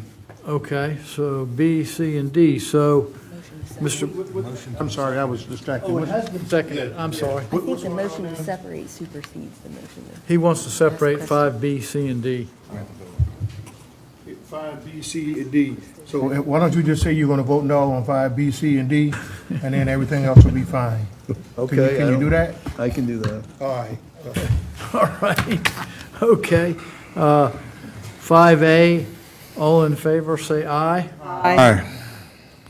I think Mr. Call the mode. I do have to read them all, but I think Mr. Pryor's saying we're just going to vote one time, and Mr. Oh, Mr. okay. Kabrowski is just saying he's nay on B, C, and D. Good idea, that's perfect. Okay, thank you. I understand. All right. So you have to call for the vote on the 5A through E. Okay, call for the vote for 5A through E. Do you need to read any of these right now? I do need to read them, but after you vote. Okay, all in favor, say aye. Aye. Opposed? Nay. Thank you. All right. An ordinance to provide for the issuance and sale of not to exceed $1, $91 million general obligation capital improvement bonds, and two, $4,200,000 general obligation fire protection services bonds of Charleston County, South Carolina, to prescribe the purposes for which the proceeds shall be expended, to provide for the payment thereof, and other matters relating thereto. And B is an ordinance authorizing, one, the execution and delivery of a fee in lieu of tax and incentive agreement by and between Charleston County, South Carolina, the county, and a company presently identified as Project MAC, acting for itself, one or more affiliates and/or other project sponsors collectively known as the company, pursuant to which the county shall covenant to accept certain negotiated fees in lieu of ad valorem taxes with respect to the establishment and/or expansion of certain facilities in the county, the project, to the benefits of a multi-county industrial or business park to be made available to the company and the project. 3, certain special source revenue credits in connection with the project. 4, providing for the allocation of fees in lieu of taxes paid by the company under the agreement for the establishment of a multi-county industrial/business park, and 5, other matters relating thereto. And then item C, an ordinance authorizing, one, the execution and delivery of a fee in lieu of tax and incentive agreement by and between Charleston County, South Carolina, the county, and a company presently identified as Project Coast, acting for itself, one or more affiliates and/or other project sponsors, collectively the company, pursuant to which the county shall covenant to accept certain negotiated fees in lieu of ad valorem taxes with respect to the establishment and/or expansion of certain facilities in the county, the project. 2, the benefits of a multi-county industrial or business park to be made available to the company and the project. 3, certain special source revenue credits in connection with the project. 4, providing for the allocation of fees in lieu of taxes paid by the company under the agreement for the establishment of a multi-county industrial/business park. 5, allocation of fees in lieu of taxes paid by the company under the agreement for the establishment of a multi-county industrial business park, and 6, other matters relating thereto. Item D is an ordinance rezoning the real property located at 943, 935, and 927 Gadsdenville Road, parcel identification number 61400000060, 061 and 062 from the Special Management S3 zoning district to the low-density residential R4 zoning district. And finally, item 5E, an ordinance repealing certain sections of the Charleston County Code of Ordinances to provide consistency with state law and to conform with current practice. Thank you. Yes, sir. Thank you. Consent agenda. Yes, sir. Move to approve or accept 6A through D. Second. It's been moved and seconded to approve 6A through D. Are there any questions? I would like, Mr. Smalls, I would like to congratulate y'all. It looks like y'all did a good job on the radio tower. It's going to cost us less money, correct? And better coverage. Yeah, that's great. Thank you. Thank you. 6A, B, and D. All in favor, say aye. Aye. Opposed? The ayes have it. Thank you. Okay, 7, Finance Committee recommendations. 7A, Boone, For committee 720. recommendation, A and B. Second. Moody, second, first by Moody and Pryor, thank you. Boykin, excuse me, is there any questions about either? Hearing none, all in favor say aye. Aye. Opposed, the ayes have it, thank you. 8, Boards and Commissions. Committee recommendations, A and B. Okay, moved and seconded for commissions for A and B. All in favor say aye. Aye. Opposed? The ayes have it. Thank you. Thank y'all all. Council comments. Mr. Moody? Thank you, Mr. Chairman. I wanted to thank our staff first and foremost for their actions during the recent storm. They're always incredible, and our Emergency Operations Center is a sight to behold, and they do a great job. I also want to lift up Mr. Thigpen and Mr. Q in Environmental Management, who did a yeoman's job of getting that landfill squared away and opened again. People like to get rid of their trash as soon as the wind is gone. They don't know that place is built on a mountain of mud and trash. So Yeah. It's not very stable ground, so to get it open as quickly as you guys did is really wonderful. I thank this council also. I know we're not done, but I thought we did a good job by Mr. Tisdale. I thought that was the right thing to do. He was a week off, but I think that was the right thing to do. But also wanted to ask the clerk to, and not pointing out, but just about keeping our meetings in order. If you can look up and let us know how public hearings are supposed to operate, Mrs. Salisbury. Yes. I do not think we're supposed to be interacting with the public. That's their turn to speak to us, uninterrupted.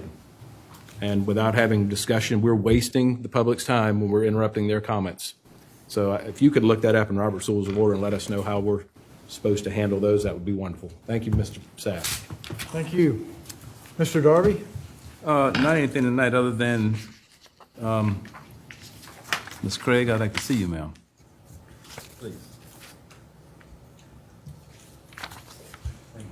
Mr. Korofsky? I want to thank everybody who's still here who came out for the public hearing.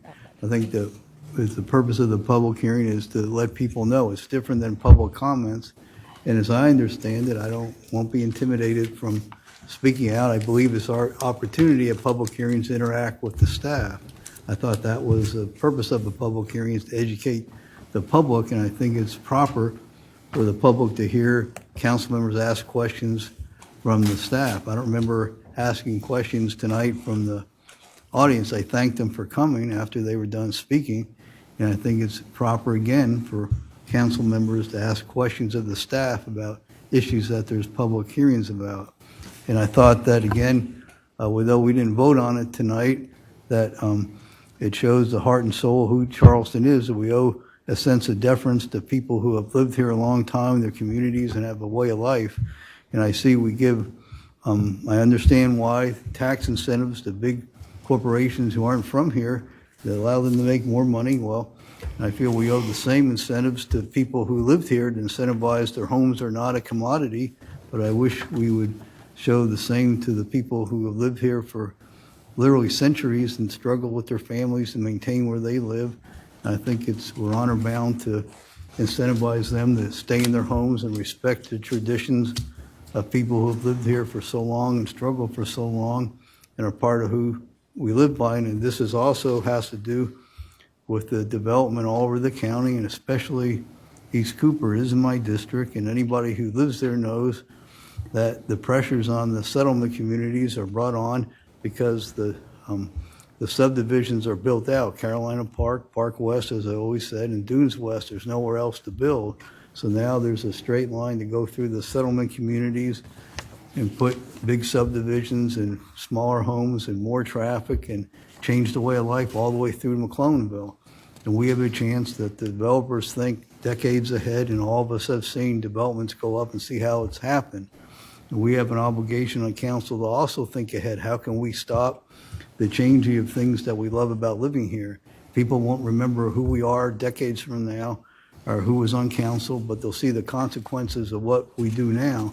And this is such an opportunity to prevent things from changing in a way that we don't like. So I thank again everybody that participated in that. And again, that does serve the purpose of a public hearing. So thank you.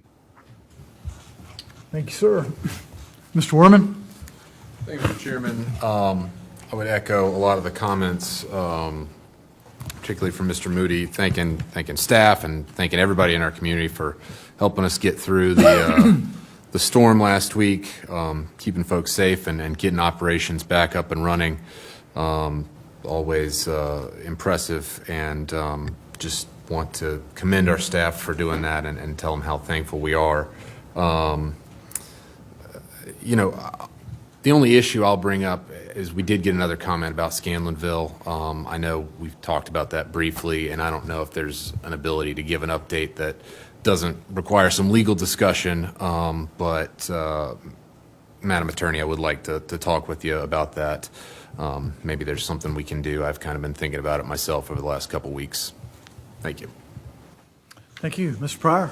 Thank you, Mr. Chairman. Just want to echo everybody, thank you, staff, Mr. Thigpen and your department for keep things going. My phone has been blowing up, and when it blows up, I blow your phone up, blow the administrator, because, people call you and they want answers. And I appreciate it, working Sunday to get the landfill up and running so that people could bring their trash. That meant a lot. I've always said, if you want to piss people off, just don't pick up the trash for a week, then you'll see them come up here in droves. So, and those people, I'm telling you, those trash people, trash technicians, I call them, they're remarkable. You let them go on strike, you don't come to work, they'll shut this whole county and city down. Not saying that they need to do that, but I'm just telling you how important they are. They're just as important as law enforcement. And lastly, Mr. Administrator, I got some calls on yesterday about the Wotown community, and then I spoke with Mr. Boykin as well. So I would ask that y'all contact Congressman Clyburn's office, Senator Graham, Nancy Mays, and let's see if we can get some of those federal dollars to help those folks over there who are flooded out, if there's any way possible. I know it hasn't been declared anything yet, but if it is, we want to be on the top of the list to make sure that we get there, because I can show you if Dorchester and Berkeley County gets their way, we don't want to be left out. So if y'all can do that and just give me and Mr. Boykin, since it's in his district, an update, I would appreciate it, but I've made a few calls myself. Yes, sir. Thank you. Mr. Boykin? Thank you, Mr. Chair. I would like to invite everyone to please join me in holding up the Willtown and Parkers Ferry community in your thoughts and prayers. For them, the storm's not over. This may be the largest elevated flood the Edisto River has ever seen. I spent a great deal of time down there on Sunday visiting with folks, looking at their situation, and the river still rose since then, and it may not have peaked yet. It's incredible. I've not seen flooding in Charleston County like that in my life. So those folks are hurting down there. They're still in the storm, so let's hang with them, and thank you.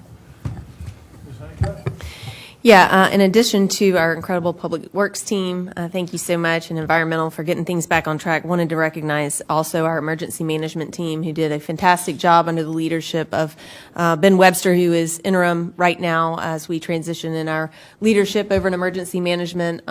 We just had an exercise the week prior, and it was great opportunity for them to be on their toes, and things went very smoothly as far as the emergency response. So thank you to our team for your hard work and all that you put into that. I did want to mention to the Hamlin community, I stand with you, and I'm not going to go against our Planning Commission's recommendation, but listening to that developer, I don't know if there's some identified representatives of Hamlin who consider themselves sort of the voice of the community. I think what their alternative by right use is very concerning for the community as well. And it sounds like that developer is going to come in no matter what. So I don't know if there's folks in the community that can reach out. I heard what everybody had to say tonight. It is concerning, very concerning, especially in light of the flooding problems that we recently had. But if they've got by right construction of 24 units with with septic, that's also a concern. So I don't know if there's folks that can meet with that developer, or if he'd be willing to. He said he would. I would encourage the community to try to get to something they can agree on rather than just have what they're going to do. But thank you all for being here tonight. Appreciate it. Mr. Administrator? Yes, sir. Very quickly, I know a couple of departments have been mentioned during the recent visit of Little Debbie, as she has been referred to. Facilities, everybody, it was not just environmental management and emergency management, but they do get special kudos for very late nights at the landfill and for emergency management for a very calm, strategic, and appropriately measured response and activation, thanks to them. Thank you. Thank Ms. you Attorney? too, Bill, for your leadership too. Thank you. I do want to just give a shout out to all the students who went back to school today with CCSD. My 2 students were a part of that cohort, and congratulations, Mr. Darby, to a successful day. I know that getting schools back up and running was not an easy thing after the storm last week, so congratulations.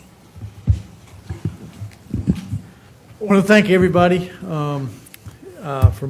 got through Little Debbie, and everybody worked hard. They did a good job, so thank you all for that.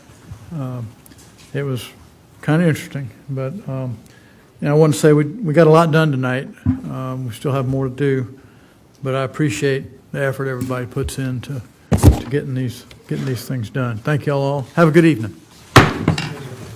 You didn't invite me back. I started to call you, but I